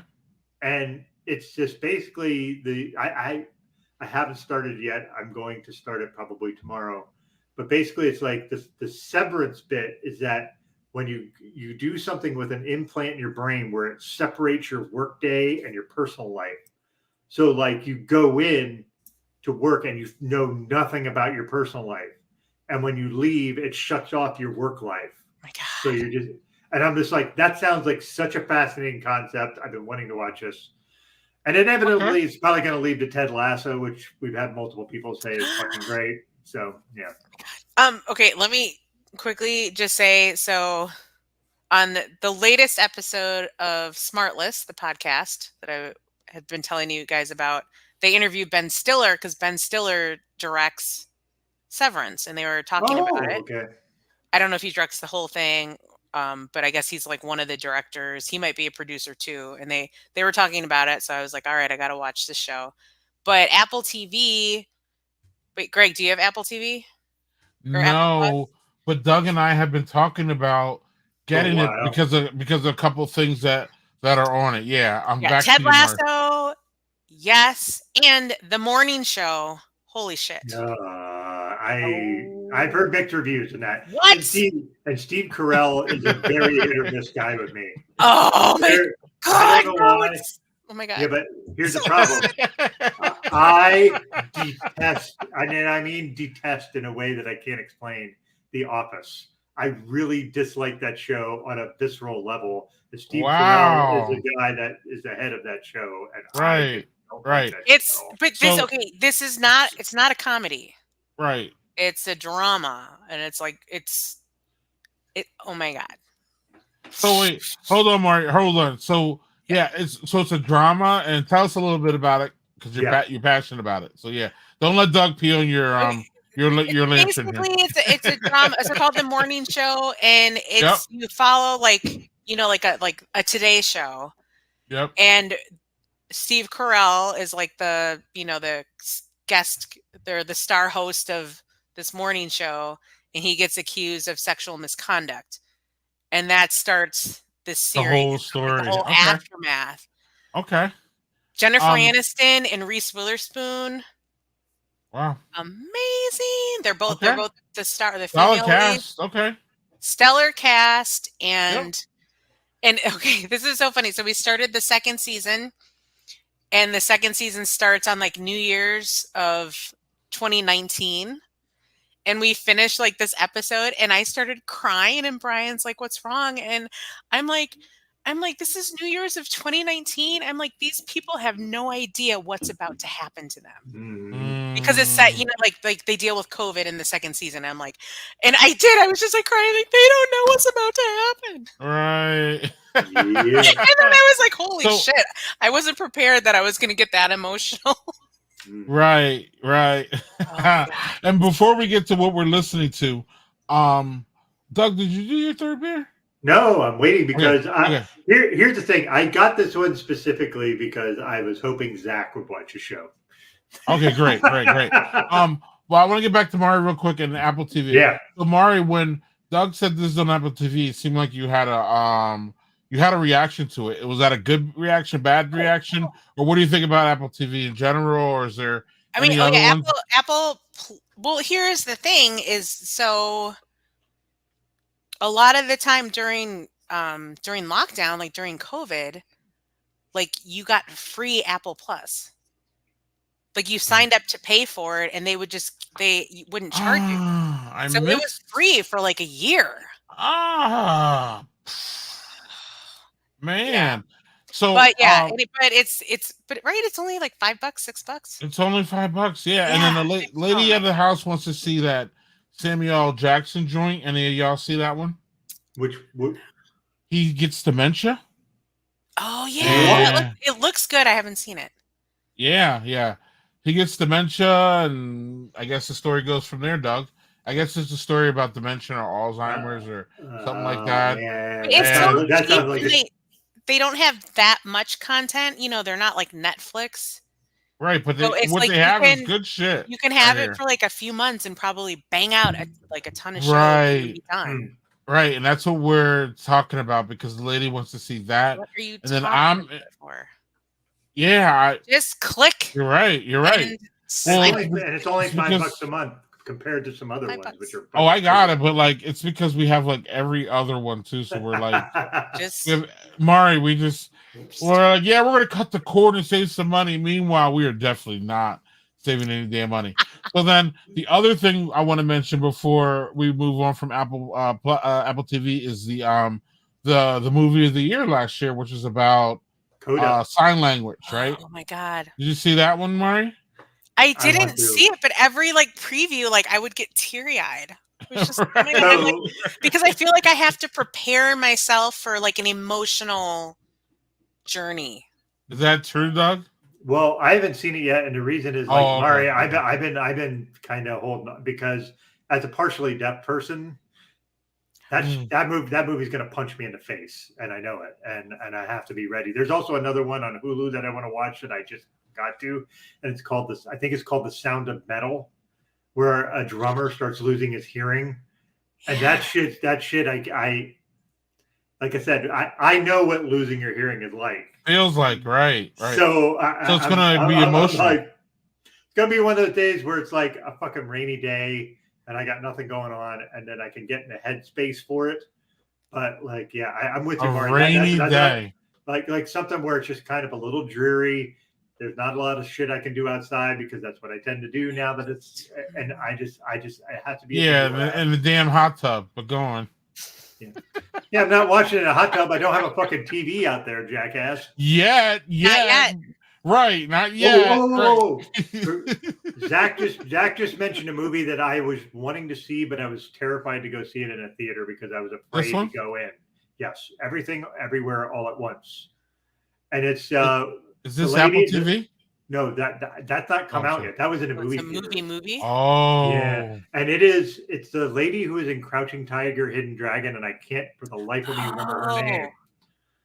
And Michelle Yeoh, I think, and supposedly it is just this fucking amazing movie. And I wanted to go see it in a theater, and I was just like, I am not going to sit in a theater with a bunch of people unmasked because those theaters are fucking shittily ventilated, and I can't handle that. So I didn't do it. But man, I am so waiting to see that. When it drops on one of these. Wow. Okay. Yeah, Apple TV. It's on my thing, and once I get the clear from the lady of the house that she's ready, we're gonna definitely jump on there and see what in Ted Lasso. I'm interested in that one too. That's feel good. That's literally feel good. I love it. Oh my god. But Mari, this is another. Doug and I were almost like best friends. If we lived near each other, we probably would be. But we do disagree on a lot, and that's what we respect. But that's the fun part. That's the fun part, and we also respect our disagreements. Yeah, I respect. Doug respects all of mine, and I respect some of his. Is how it works. Some of them not so much. It's not perfect, but like Ozark, Doug, you gotta. Anyway, I've given up. And avocados, Mari. I can't even talk to this man about it. I can't even do it with him. It's crazy. But another thing we disagree with, Mari, is that the reason I started Stranger Times this week is because, or Stranger Things is because I think it's at the end, or it's almost at the end, or it's season 4. So I don't know. They haven't announced that it's over. Wait, I know what you're gonna say because I heard this on one of your episodes. I need to binge. You want to be able to binge everything. I need to binge. Right, and Doug likes this slow drip of bullshit, and it just pulls my hair out. If Doug and I were partners and living together, we would never watch shows together ever. Never. We would never. Like we would be like, I'd be like, hey, you gotta watch this and it's cool. Like, and he'd be like, yeah, you gotta watch this, but like we could never, because I stay up to like Doug thinks I'm crazy. I stay up to like Doug told me about Love is Blind, that fucking silly, crazy horse shit. Doug got me on that bullshit and I couldn't sleep. I was up till the one night, literally 6. The fucking sun came up, Mari, and I was up on like the fucking reunion show of this stupid, this painfully stupid show that Doug got me in. So, where are you at? Are you like Doug, where you're cool with the slow trickle, or are you like me, where you gotta binge that shit? Because people, right? This is where I am. Is I ideally would like at least the whole season be there ready for me to binge. However, sometimes like we've binged like, oh yeah, the first season this is out, but then the second season comes out and then you have to wait week after week. And so that is painful to have to wait week after week. Right. But so we're in between. Is like if something's available to binge, like we'll binge.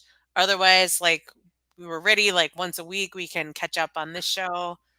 And you and BZ are close on this? Like, y'all relate? Y'all can... Because I know Doug and Jill get together for some shows, but then... Yeah, not a lot. Okay. Bees and I have a handful of shows that we watch together. And then individually, he has no shows, and I have like 100 shows. Okay. Doug, do you want to... So, is Jill more like me, Doug, where she binges? She's a binger. Okay, cool. I don't know if you want to respond to what Maury said or just get to your third beer or both. Third beer and then a response, but not much more. So I brought this because of Zach. Chocolate banana split Imperial Stout. From Smuttynose. There we go. Yeah, but it's a Smut Labs, which is kind of their variant that they throw in where they just make weird shit. Smuttynose is out of Hampton, New Hampshire. Yes, Zach, you're exactly fucking right. Why can't you wait? Because we have now grown accustomed to binging. Right. Because I'm fucking impatient in capital letters. Yes, I am. Binging's been around for a good chunk of time that we are now conditioned to binge. But I'd like to say though, I'm right, and I like to say, Mari, in some things I'm very patient. I am very patient with my partner and my kids. I am. Fuck y'all if y'all don't believe me. And I'm really impatient on dumb shows like The Circle. Like if The Circle didn't come out with 4 shows at once, I could never watch it, Doug. I could never watch it. What's The Circle? Mari. If you like dumb reality TV, we have a show for you. Yes, we do. Doug, what the fuck is that? It's a chocolate banana split Imperial Stout. And let's hear that toast before we get into The Circle, and then we're going to get into what we're listening to. Okay, so not much chocolate, not much banana, heavy on the Imperial Stout. No. Yeah, so I'm a little wondering what the fucking age of this is. I was going to say age. This stout is bananas. This is what it says on the bottom of the can, which is fucking Mari. Great. Yep. Mari has to dip out for a second, but Okay, so but it says May 29th. That's not possibly right. It's not even May 29th now. January 20th, 2022. So this isn't that old as a stout. It's new. Yeah. But the adjuncts are just really muted. Wow. I get a little tiny bit of chocolate, no banana. That's disappointing. It is, but of course, I fucking love bananas and I love chocolate. And I was like, it's an Imperial Stout. Fucking get that damn. Now the other thing is it's an Imperial Stout and it's only 8% for an Imperial Stout. That's really low. Low, yeah. So what's left is a decent beer. Yeah, it's a decent beer. It's just if it was just said, "Here's your Imperial Stout," I'd be like, "Ah, this is great. It's an Imperial Stout." Right. But all the adjuncts are just barely there. Right, and when you advertise banana and chocolate, I want my fucking banana and my chocolate, even though that doesn't really sound great to me, but I still want that shit. Yeah. So Daniel Fisher said that Smut Lab sounds like an experimental arm of Pornhub, and he's not wrong. Right. And Zach, fuck, I think it's that cinnamon bun thing again. Even Jessica Jones turned the show when that showed up. She pretty much did, actually. There was one of the few times that somehow Jessica wasn't busting her ass behind a bar on a Friday night. Maybe she let y'all do that now. I'm not sure, but she was commenting on when Zach was here, and she was not a fan of all that sugar. Was this last week? 2 weeks ago, right? 2 weeks ago? Yeah, she was getting over COVID. Oh. So she either was getting just finishing up her quarantine and getting over it. So yeah. Oh, so she was stuck at home. So that's why she was literally stuck at home. How stir crazy did that make her? Right, I couldn't imagine as busy as she her. is. I bet she was like, no. It was probably a mess, right? Love Jessica, but I don't know how. It very much. Yeah, I don't. But I don't honestly, I don't think she enjoyed it very much. The non-working Jessica Jones, I don't even know who you're talking about or what that is. Right, right. Poor Erica. But I say that lovingly, of course.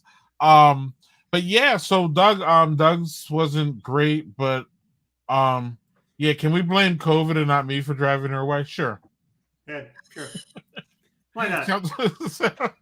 Sounds about right.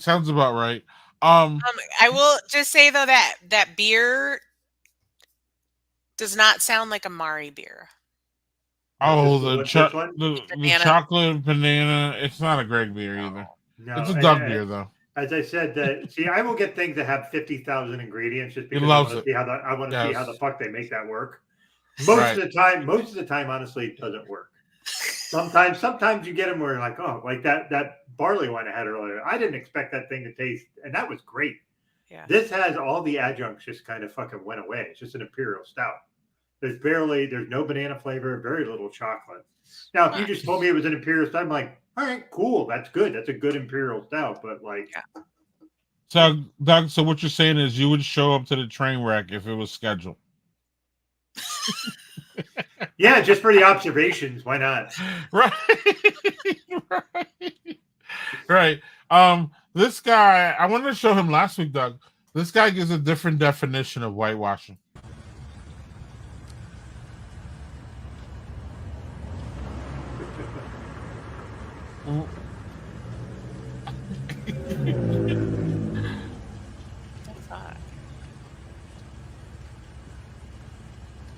What the hairdo, the pants.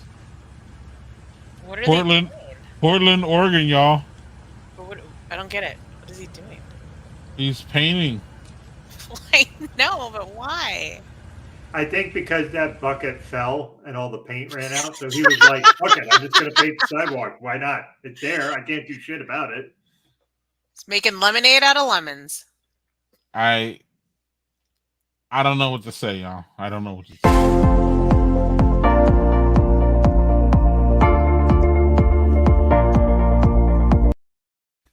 Requested by Mari. What are you listening to? Requested by? Okay, so to me, what are you listening to? There's two different categories. Yep. Podcasts, music. Sure. I have a different category than those two, but go ahead. Audiobooks. Yep. Oh, yeah. Okay. But go ahead. So I was gonna say, because we were talking about Ozark, starring Jason Bateman, and Jason Bateman's my boyfriend, and he's got a really fun podcast called Smartless. It's him, Will Arnett, and Sean Hayes, and out of the three of them, one of them brings on a mystery guest that the other two don't know about. And then it gets revealed who the guest is, and then they all interview the guest for an hour or so. It's a good one. I recommend it. Okay. Mm-hmm. And they went on tour and they came to Madison last month, and I got Brian and I tickets. or no, I think 2 months ago, and I got Brian and I tickets, and we went, and it was awesome. And the mystery guest was Matt Damon. No shit. Nice. Matt Damon came to Madison because I had been reading like other mystery guests they had on their tour, and they were interesting people, but not Matt Damon celebrity. Right. Oh yeah, look at that. Yeah, Eddie Vedder, Charlie Day. I love Charlie Day. Yeah. And then like I said before, the most recent guest was Ben Stiller, and they were talking about Severance. Well, it kind of helps when you're fucking Jason fucking Bateman. You can get pretty good guests if you're that guy. I mean, yeah, that guy's a good actor, but Mario, I'm not trying to go there, but I don't know if I saw the depth of his acting in Ozark. Maybe I'm wrong. You saw what? I don't think I saw the depth of his acting in Ozark. And the reason I say that before we get to Doug is because his character did not change from episode 1 to episode end. It didn't change at all. It was the same. No. I told you the 4th to last episode when he gets angry and beats the shit out of that guy in the traffic jam. Yeah. Okay. Yeah. I am sorry. Like I told you, I was traumatized seeing Jason Bateman like that. It was like, I can't watch the show. I can't finish it. I need like a week or two to. Yeah, Doug. And it's not a spoiler, but in Ozark, he's a good actor. Spoiler alert. Yeah, he's a good actor. He acted great throughout the whole thing. But that's my one beef with Ozark, Mari, is that his character really didn't change that much. Where we saw evolution in mostly every other category or every other character, but his, in my opinion. Like, he was the same dude. And it ended with him sticking with his wife again and being like monotone, and it was all that. It was good, but like, just character-wise, I think they could have. I feel like his character arc was just very subtle. Like, I do believe there was one. Okay. So you agree with me on, like, it didn't really evolve at all. But I think that's what the show needed, though. I think that's what the show needed. I'm not arguing about it. I mean, like I said, I think he did end, his character did end as a different Marty Byrde than what started. It was just very subtle. It was like, I mean, the subtle didn't change. I don't know. So podcast, Smartless, and then music. Yeah, Smartless. Okay. Music. Yep. My pregame music, Harry Styles. Harry's House. Oh, that new he just dropped that. New one. Yes. Okay. I like that. Anyway, that's what Mari's listening to. Okay. Awesome. What's up, Doug? Yeah, so I'm going to talk about a podcast that I heard about called Last Day. So Last Day is a podcast done by the sister of Harris Whittles. So Harris Whittles was a writer, comedian who actually appeared in Parks and Rec, wrote for Parks and Rec, was pretty universally respected and got his break when he was like 22. His sister Stephanie Whittles, she does the podcast. And basically it talks about the last day of Harris Whittles' life in the first episode, because Harris Whittles passed away from an overdose of heroin. And in each episode, the first season is opioids. Each episode is the last day of somebody who passed away from opioids. The second season is something different. It sounds super morose. It is not. When she talks about Harris Whittles and how she didn't dwell on that he passed away. She talked about how it affected her, but also like the funny shit that comes out of that, and like the very human aspect of, like, the one thing she talked about was after he passed, the authorities gave her his phone.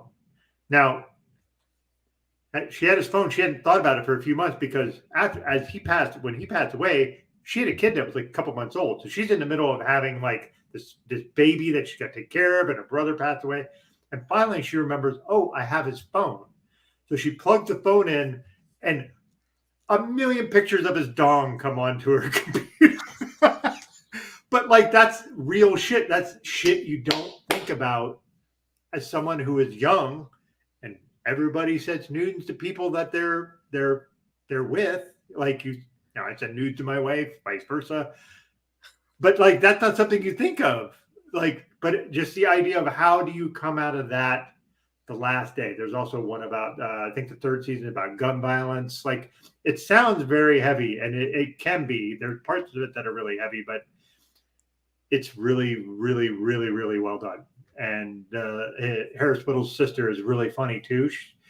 But she just never pursued that sort of thing.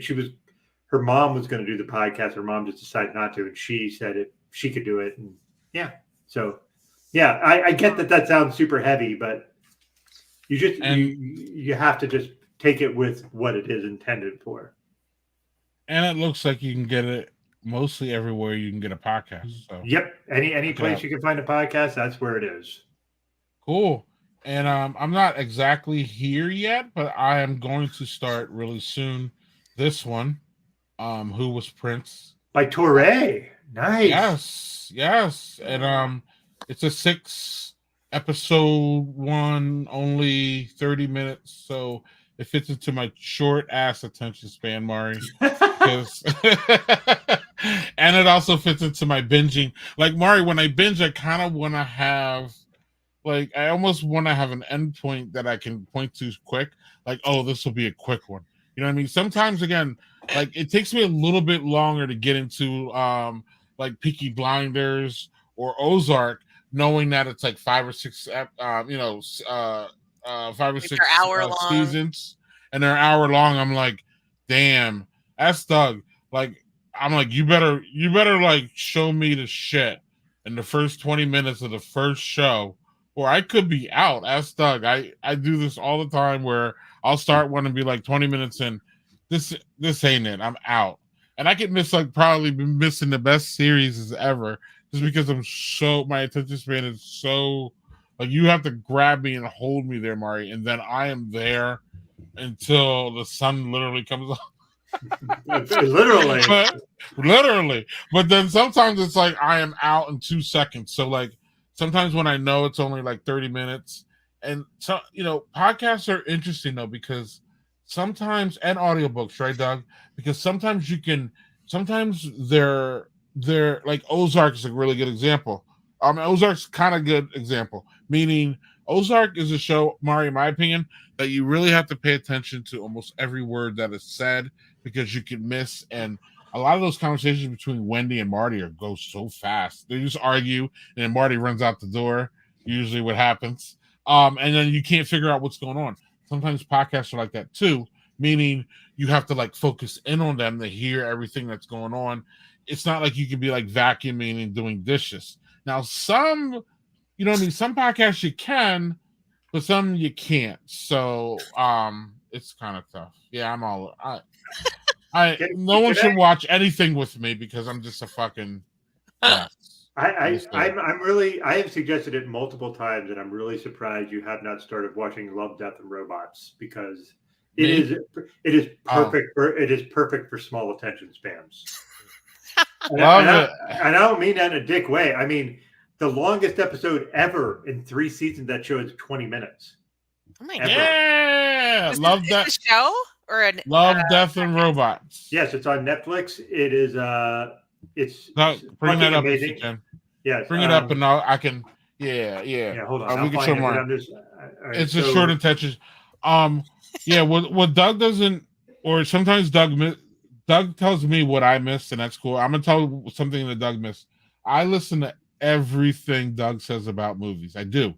Sometimes I just don't implement them. Like quick enough, and I just remember. So like there'll be times, Mari, where I'm just like sitting around. I'm like, what am I gonna watch? I'm like, fucking Doug said 6 months ago I gotta watch this show, so I'm gonna watch it. And I just started, and then like I'm like, Doug, I just started this shit. And Doug's like, what? I talked about that like 5 years ago, and I'm like, look, dude, shut up and let me be. Well, damn it! But so that thing I posted the link. Okay, here we go. Yeah. So it's an animated series, but here's the fucking thing. It's fucking some of the episodes. None of the episodes are connected. Every episode's its own thing. Oh. So some episodes are 5 minutes. No, I think the shortest episode was 7 minutes. Oh. And some episodes are fucking like, this is so goddamn good. And everything is quick hitting. David Fincher directs. It's the guy who directed Seven. Ooh. Like, it is. All right, go back up, Greg, if you could, because there's one in particular I want to talk about, if I could. Keep going. It's just one. It's no, down a little bit. So there's a trailer. So see that lady's face? That episode is in season 3, and it's the last episode of season 3. It's the best episode of that show I've seen. It's called Jabaro. There's not a spoken word done in it the entire episode. Oh, and it's like 14 minutes long. 17 minutes long, and it is. Yep. But look at all the episodes there: 14, 17, 11, 15. Like, they're all short. Bad Traveling was the one directed by Fincher, and that was 21 minutes. That's the longest one ever. Wow. But if you're a person that likes quick hitting, fun, interesting, some of them are serious, some of them are not. Some of them are funny. Some of them are just kind of silly. Some of them are fucking dark as fuck. It's just all over the place, but it's so goddamn good. Oh, all right. Damn. Okay. Put it double shot for that one, Doug. You talked about that, what, last week or 2 weeks ago? I've talked about that the last 2 weeks in a row, and you still haven't even been like, yeah. And Daniel, I'm going to tell you, I watched season 3. This is how much I like that show. I watched that season 3 in one day. You didn't? Yeah, that's because each episode is fucking super short. I can watch all 9 episodes in no time at all. Right. So you are a binger. Shut up. No, not only on very specific things. That, The Expanse was another one. And otherwise, there's not a lot. Most of them, I'm 2 episodes. All right, that's enough. I'll go catch up in more. Did you like the ending of that, Doug? Was that satisfying? Again, each episode's its own thing. So, like, no, I mean The Expanse. Yeah, I thought it was a good ending. I did. It was satisfying for me. So, yeah. Did it end at the right time? Yeah, they had gotten to a point where they couldn't really go any farther. Okay. And I like shows that are like, you know what, we've reached kind of the right. Instead of just we're gonna go fucking 3 more seasons. Well, yeah, but you've kind of explored all the stuff of that particular. And the funny thing is that is about the universe, literally space, and they've expanded enough in that universe. So kind of fun. Pun intended. Anyway, Mari, I don't care what anybody says. The Ozark could add another season and a movie. I don't care. I mean, they did leave it a little open-ended. A little? They didn't resolve shit. They just killed Ruth. That's it. That's the only thing they resolved. Overall, I'm a at the ending of Ozark. Yeah, it wasn't that as satisfying. It was just more. I was just like I said, more annoyed that I was just like getting away with everything. Right, and I was just gonna say they're gonna say like, "Oh, we're gonna do a movie," and I'm like, "Okay, cool, bring the movie on, cool." Right, everybody wants something done with Wendy too, and I don't know, I got it, but I don't know. I'm just so conflicted about that shit, dog. It's not. I wouldn't say it's to the level of frustrating. I enjoyed that shit though. It's not to the level of frustrating, but it's almost right. It's almost there, Mari. It's almost to the point where I want to bitch about it.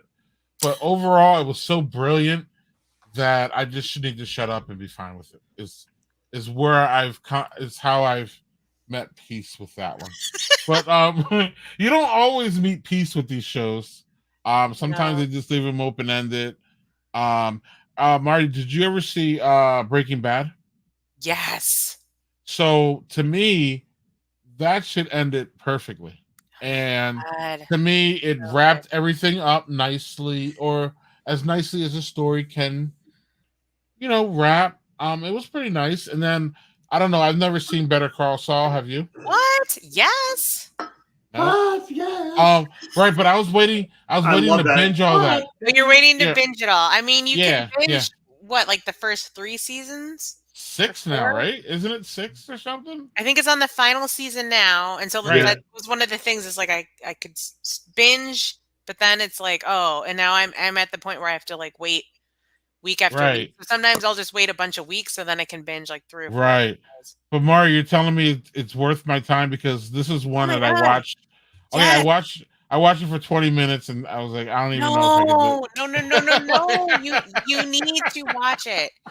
Like, Okay. oh my God. Like everyone is fantastic. Okay. See, Doug, I'm doing it again. But anyway.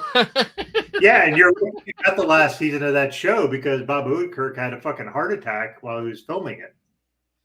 I love him. He's amazing.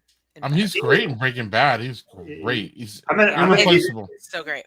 There's a show he's in that probably very few people have seen. Matt Pressbury has seen it, Greg, because he and I actually talked about it. It was a show on Amazon called Undone. And it's about a basically the main character is someone who has a cochlear implant.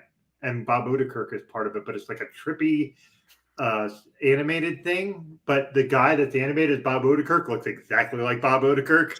And all the animation is exactly like the actors, but it's animated. Huh. It's really, really, really superb. They just came out with the second season, and I haven't gotten to that yet. Wow. Are we beholden, Doug? No. Holden was the main character, and yeah, Holden was my least favorite. Right. Bobby Draper, which is what Daniel and Amos. All right, as a straight guy, and I sent a message to you guys earlier about Chris Pine. I think I maybe need to reevaluate my straight guy thing because Amos on The Expanse and fucking that Chris Pine picture. Jesus Christ, that was a very handsome looking picture of him. So yes. Yeah, like I said, I liked the vibe. His vibe he was giving off in that photo. Yeah, I've never seen him with long hair like that. Me either. And then like let me pull that up because that is just it's a sight to behold. Because he's not one I'm normally like, ooh, but I was like, oh. Yeah, speaking of vibe, this dude gives off, we were talking about him before, Mari mentioned him, but this guy gives off good vibes. I wouldn't say he's a man crush for me, Doug. I have my own man crushes. But Harry Styles, again, there's something about the dude. I love him. He's unbothered. He's just like, I'm happy who I am. Yeah. He reminds me of and somebody made this thing. He reminds me of our generation Mick Jagger. And just like skinny guy, fashion sense. Not little androgynous. You with me? Yeah. Not necessarily giving a shit about whether people think it's cool that he wears pink or paints his nails or any of that shit that Harry Styles does. He's really, he feels really, and same with Mick Jagger, really comfortable in his own body and how he projects that. Some people you can tell aren't, whether it be regular people like us or even sometimes big stars are, they come out and say, I wasn't happy with my body until I was 50. And we're like, what? Everybody loves your body. We love it. Like, you know what I mean? Sometimes these actors just don't feel that. I think Harry Styles feels it. And I think he's just, I don't know. I just really get good vibes from the guy. He could be a piece of shit. I would never know it because I just think, by all accounts, it's weird. Yeah. By all accounts, not. Right. That's what I'm saying. But like, I don't want to, please don't. Right. Don't ruin Harry Styles, right? Don't ruin Harry Styles. I got it. But I'm not gonna start singing, but that Watermelon Sugar song, it's really, it's interesting. Daniel thinks it's a fair comparison. Mm-hmm. Because I don't think of Mick Jagger as the best singer in the world, neither I don't think of Harry Styles as the best singer in the world. But I think that their aura and who they are and their personalities like shines through more than the music. You don't, to be entertaining music-wise for me, you don't have to be the best singer. You don't have to be Whitney Houston. You don't have to be Prince with the guitar. Like, Prince did everything. You don't have to be that genius for me to, love you. And I'm not saying Harry Styles ain't genius. I'm not even saying that. I don't even want to say that. I just say he just gets a different vibe from me. So, Doug, anything about Harry Styles? No, I just think he seems like kind of the person who is just like, hey, this is me and fuck it. And you know what? I'm glad we're seeing that. I did, however, share the picture of Chris Pine that you should bring up because my word. Oh, yeah. Where we at? Look at that look. Jesus. Woof. Woof. I need Like- better fashion sense, Doug. Oh, I gotta work on that dude, shit. dude, I'm wearing a fucking Suck at Trebek t-shirt. Yeah, I need better fashion sense too. Right. No sock look. Yeah. And the blazer. You like it, Mari? Yeah, like I said, I like the whole vibe, and I don't Yeah. normally look at Chris Pine, but I have never seen him like that. I'm like, oh No, the beard, the fucking long hair, like that looks good on him. yeah, he's Yeah. You're Doug, like, yeah. And I'm sorry, why should I know him? Captain Kirk from the new Star Trek movies. Oh, okay. That's what he's most known for. He's been in a lot of things, But Doug, you're not a Star Trek guy, though. No, I'm not. But it just like I saw that picture, it's like, holy moly! And what's funny is somebody said Chris Pine looks like he's about to sell you a $50,000 painting, and I'm like, yeah. And I showed it to Jill, and she was like, he looks like he's getting ready to seat you at his farm to table dinner experience at his hobby farm. And I was like, oh my god, he does. Oh my god. I love how Jill knows that shit all the time. Oh, yeah. Did anyone notice the shadow from Mari's husband? Yeah, we saw the shadow. No, that's not Mari's husband. That's a ghost. yeah, a ghost just came and delivered me a beer. Right. Someone came home. Right. It is rocking the American Studies professor chick. Yeah. Yeah. Yeah, there was another thing where Daniel mentioned about something with straight guys looking at dudes, and he mentioned something about Thor, Love and Thunder, and yeah, he's not wrong. Yeah. That's up and like I don't know if you noticed in that they have some hot guys, and then you see Natalie Portman with like fucking guns, and I was like, holy shit, because Natalie Portman's like a tiny human. And then they have Tessa Thompson next door, and they're both looking just completely ripped, like they're ready to just go kick ass. I'm really looking forward to that movie. Yeah, cool. Mari, you have HBO Max, right? Yeah, we do. Mayor of Easttown. You ever see that one? Oh my god, yeah. Are you watching it, or did you watch it? No, we yeah. watched it.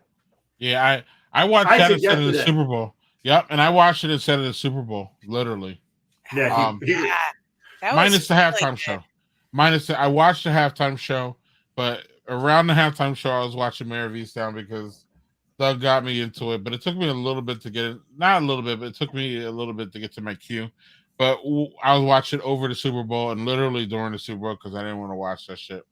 Anyway, I still don't want to watch that shit. Fuck the Bengals. Fuck the Rams. Fuck it all. It was all a hot mess. Especially you assholes rooting for fucking the Bengals.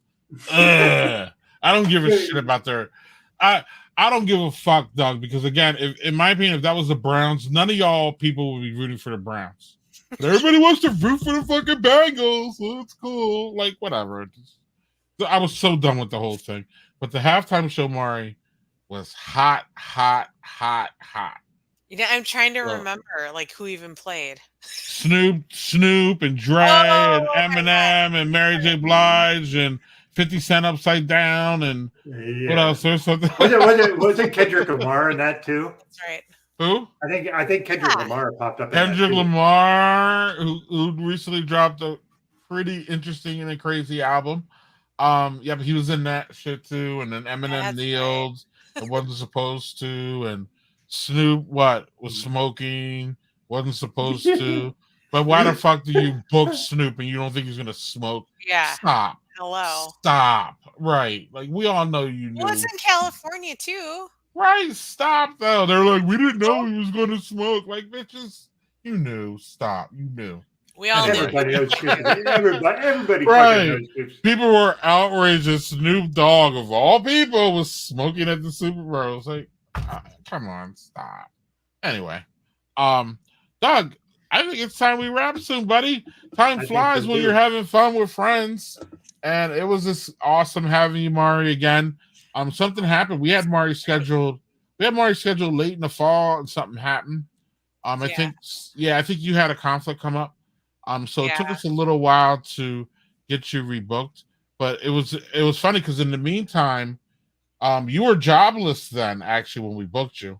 And then in the meantime, I'm pretty sure you got with Giant Jones, and I'm like, yeah, yes. But I had to wait. I was like, yes, because getting Jessica in here on a Friday, as you already know, you know what I mean, unless I knew when COVID was, getting her to, you know, and she's like, look, I'll come on and I'll be from the pub, and I'm like, no. I love you, Jessica, but that's not giving you justice. Well, no, you know, you book her, and I will work for her that night. Oh, okay. You can be We on would this. love that. We would love that. Yes. Okay. We're gonna do that. I need to talk to her about a couple things. That I would love to. We'll work that. Whenever you want her to be on this show, then Mari's bartending that night. Yeah. And Daniel's making a request here, Doug. I think that's an awesome fucking request. Yeah. How do we do that?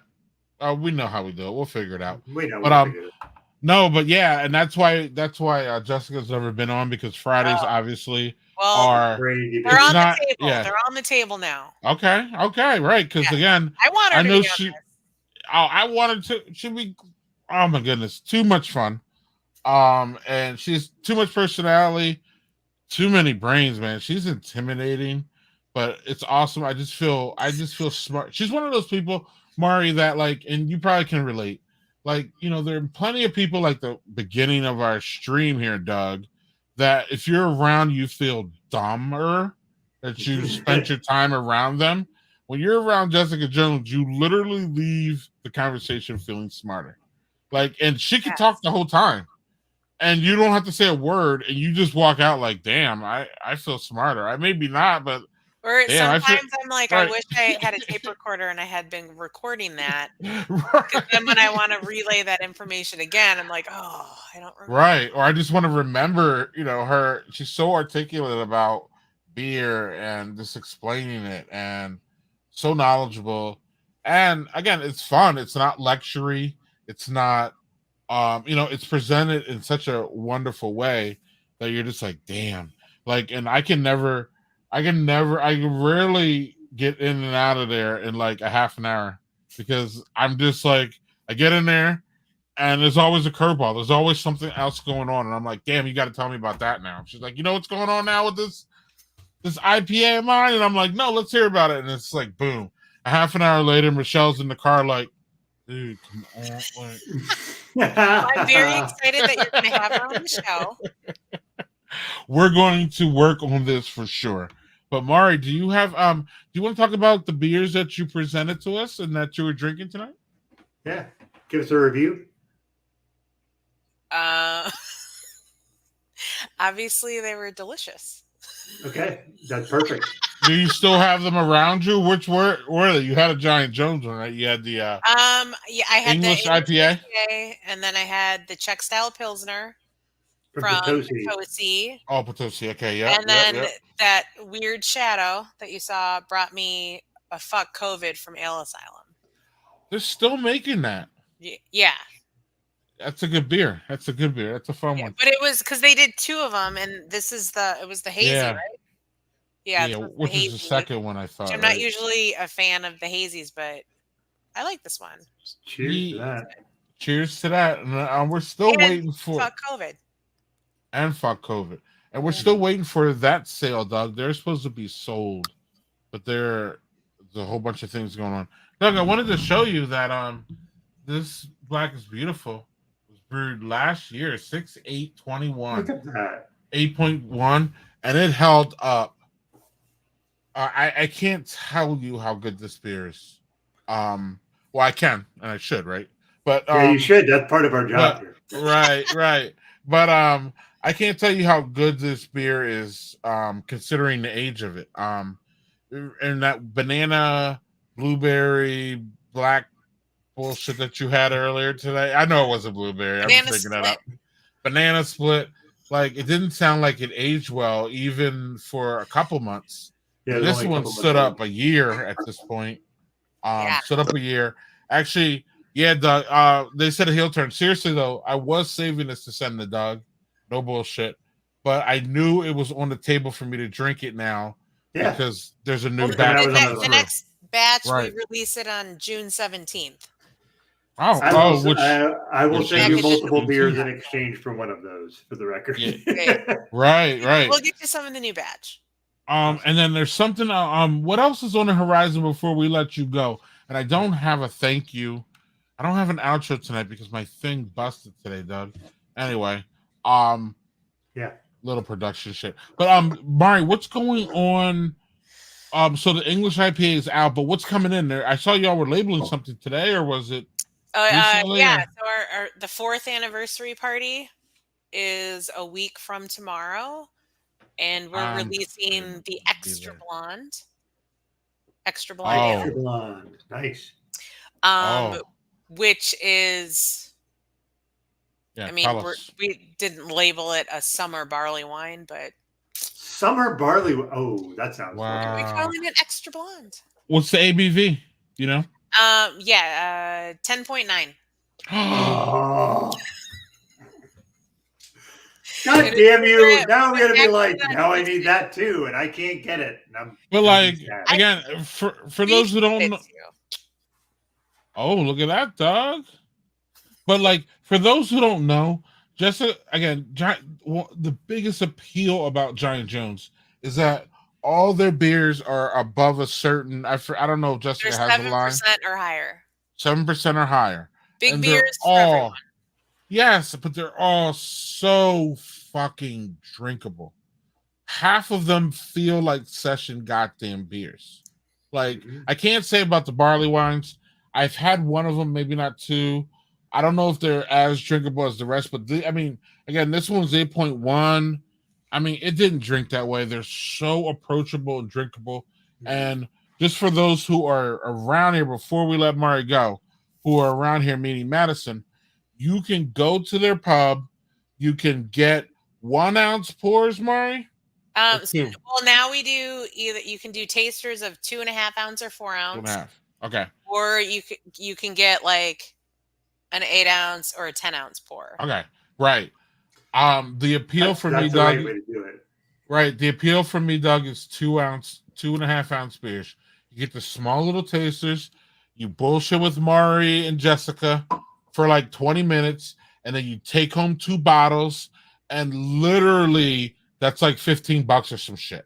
Like, it's literally cheap as all hell, and you can walk out of there. Hopefully you're not driving with a little buzz.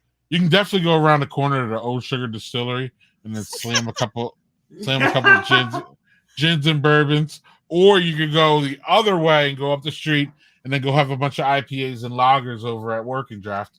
It's just in a great area. If you're hungry, you can head down to Vintage, which is like 2 blocks away, and then there's a Sylvie right there. You can see a show. It's just an amazing part of fucking Madison. Breeze Stevens Field is right there. Breeze Stevens Field. You got the Central Park you can walk through. You can bike there. It's just an amazing place in Madison. Giant Jones, in my opinion, is it's a must. It's a destination brewery for this area. You have to go, and it's for all the reasons I just said. It's affordable. It's approachable. Again, they're big beers, but you can get them in 2 ounces, so you're not going to be under the table unless you want to be. But you were right. But if you want to just have a couple nice beers, you can have the 2.5 ones and just relax and still be good enough to go take some home. These bottles are what, Mari? $6 each. $7 a bottle. Okay, 7. And they're 500 milliliters, so 16.9 ounce. Right. So and our bottles are recycle or returnable and reusable. So bring us your empties. Bring us your empties. Awesome. And I'm pretty sure, Doug, before the pandemic, they were 6. I'm pretty fucking sure. Yes, starting the January of 2022.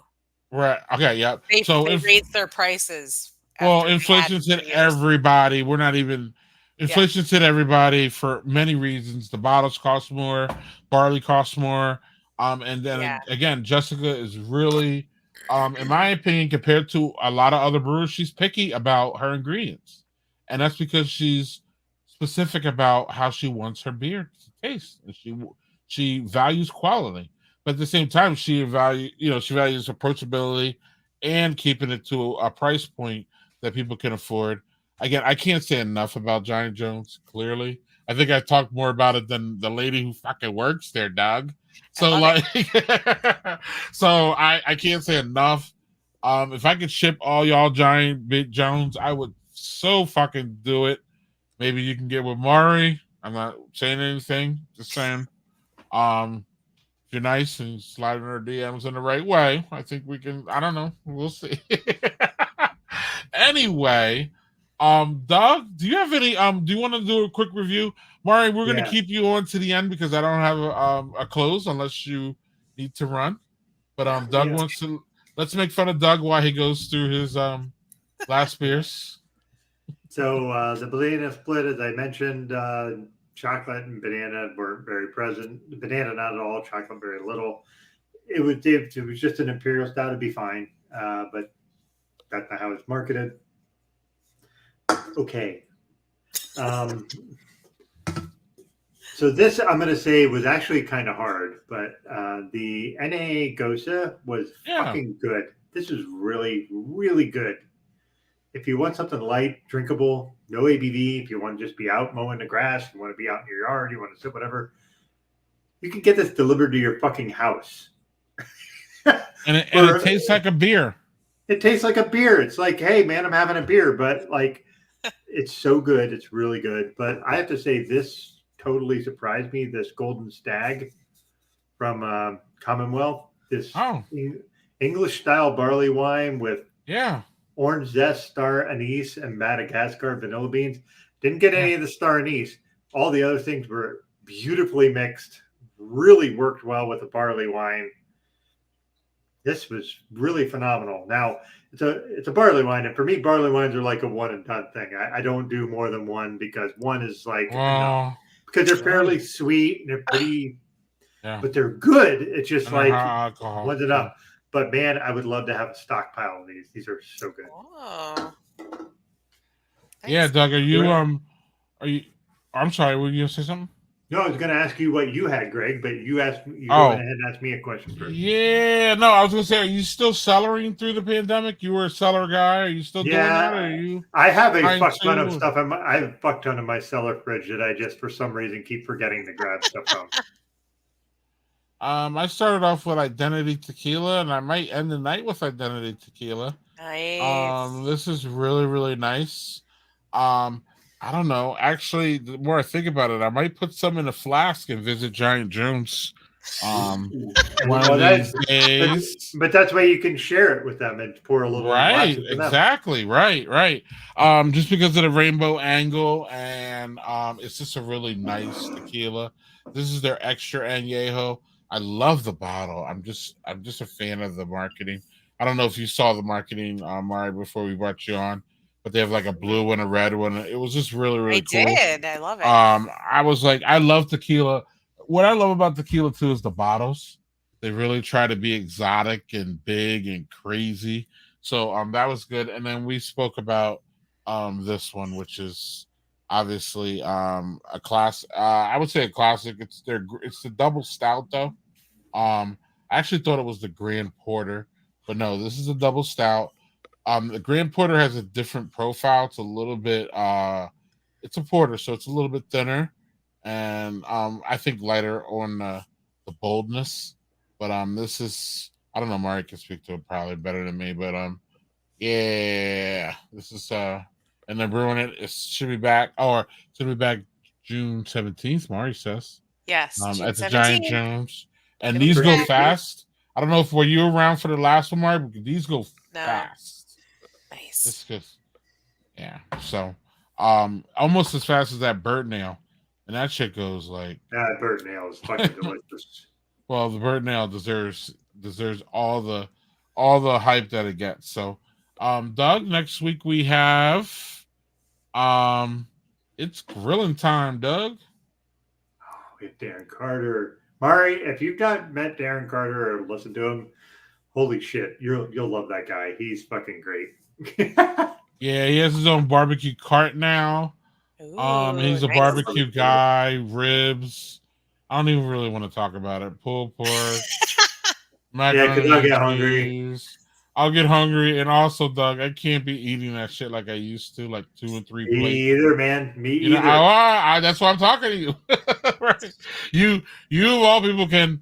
I don't know how much you know Mari, but both Doug and I had heart scares last year. I knew Doug did. I didn't know you did. Yeah, I put. Greg, Well, Greg was much more kind of reserved about it. I was put out like, literally one post that said I'm out of the hospital. And then under that post, people are like, what the hell happened? And then I explained it there. And then I just stopped talking about it. Doug was absolutely more open and better, in my personal opinion, about this. At least, expressing his feelings and keeping his friends up about how, where he is. And I'm just a bad friend like that. So no. That's not true. What you have is you have a different view of how to express things. That's not a problem.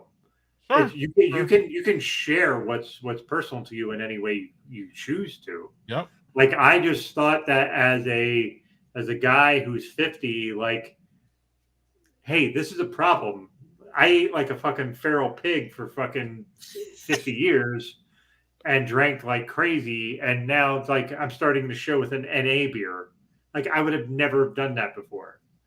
But I also am very conscientious of what I eat now. But that was because I damn near died. Like I was in an ER hallway for 36 hours where they were feeding me nitroglycerin to keep me alive. Oh my God. Yeah. So because of COVID.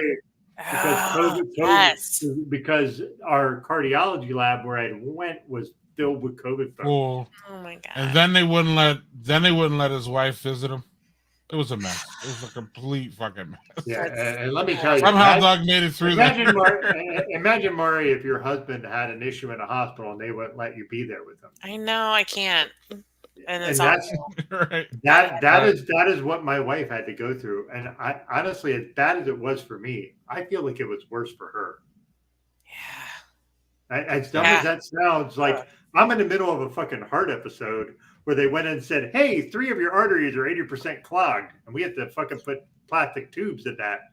I'm like, great. And my wife is like, what the fuck is going on? Like, oh my God. How terrible is that? So, yeah. Yeah, at least my significant other is a nurse. So I don't know if that made her better or worse, but at least she had, more information, Doug, and more, professional information to guide her through all that. Again, I don't know if that's good or bad. That could work both ways. You know what I'm saying? Yeah, but my ex-wife is a nurse and she was a fucking wreck. Right. But she had worked in a heart catheterization lab, and that's where I was at. Right. So she knew everything that could go wrong, everything that could be good. Both. Right. And right. I will tell you, she will tell you herself, she's the worst patient because she knows all the shit that can go wrong. They're bad. Nurses are bad patients. There's no question on that. Yep. There's no fucking question. But also, there's no question. Can I just do something really quick? Fuck the Boston Celtics. They just lost to the Miami Heat. Fuck you, Boston. Fuck you, Aaron Gabea. Fuck you. Sorry. Okay. Oh, that's funny. Right. And on that note, I should have ended the show 15 minutes ago, Mari. You see what happens when we go long. It gets a little crazy here. And even a brilliant person like you can't stop our nonsense sometimes. So. I'm glad to be part of it. Okay. But we want to thank you again, and we will see you soon. Yeah. And hopefully we see Jessica soon too. We're going to work on that. But yes. Absolutely, we got to have you back and talk about what the latest is. So yeah, thanks all, and have a great weekend. Doing anything cool quick before you leave, Mari? And any last things you want to say? There is Drag Bingo on Sunday, and Giant Jones is one of the sponsors at the Burr Oak. So I'm going to be there on Sunday. All right. It for me for the weekend. Oh, low key. Okay. Yeah, pretty chill. But yeah, is that the only time you work this weekend? Yes. Okay, cool. Yeah. So, darn! I have to go be at a Drag Bingo. Yeah, I'm thinking about sneaking in tomorrow night, maybe. Depending on what's going on. Later in the evening. And then y'all close on Sunday and Monday, so I either got to get there tomorrow or I'm gonna have to wait till next Thursday. So I need a Giant Jones fix. And yeah, but there's also bottles of that English IPA there still too. So I got it. That's right. And what's the ABV on that real quick? 7, right? Or the English? Yeah. 7.1. Easy drinking. All right. We're out of here, y'all. We'll see y'all next week with Darren, and we want to give Maria thanks here. Thank you for having me at the end. Thank you for coming. That was great. See y'all.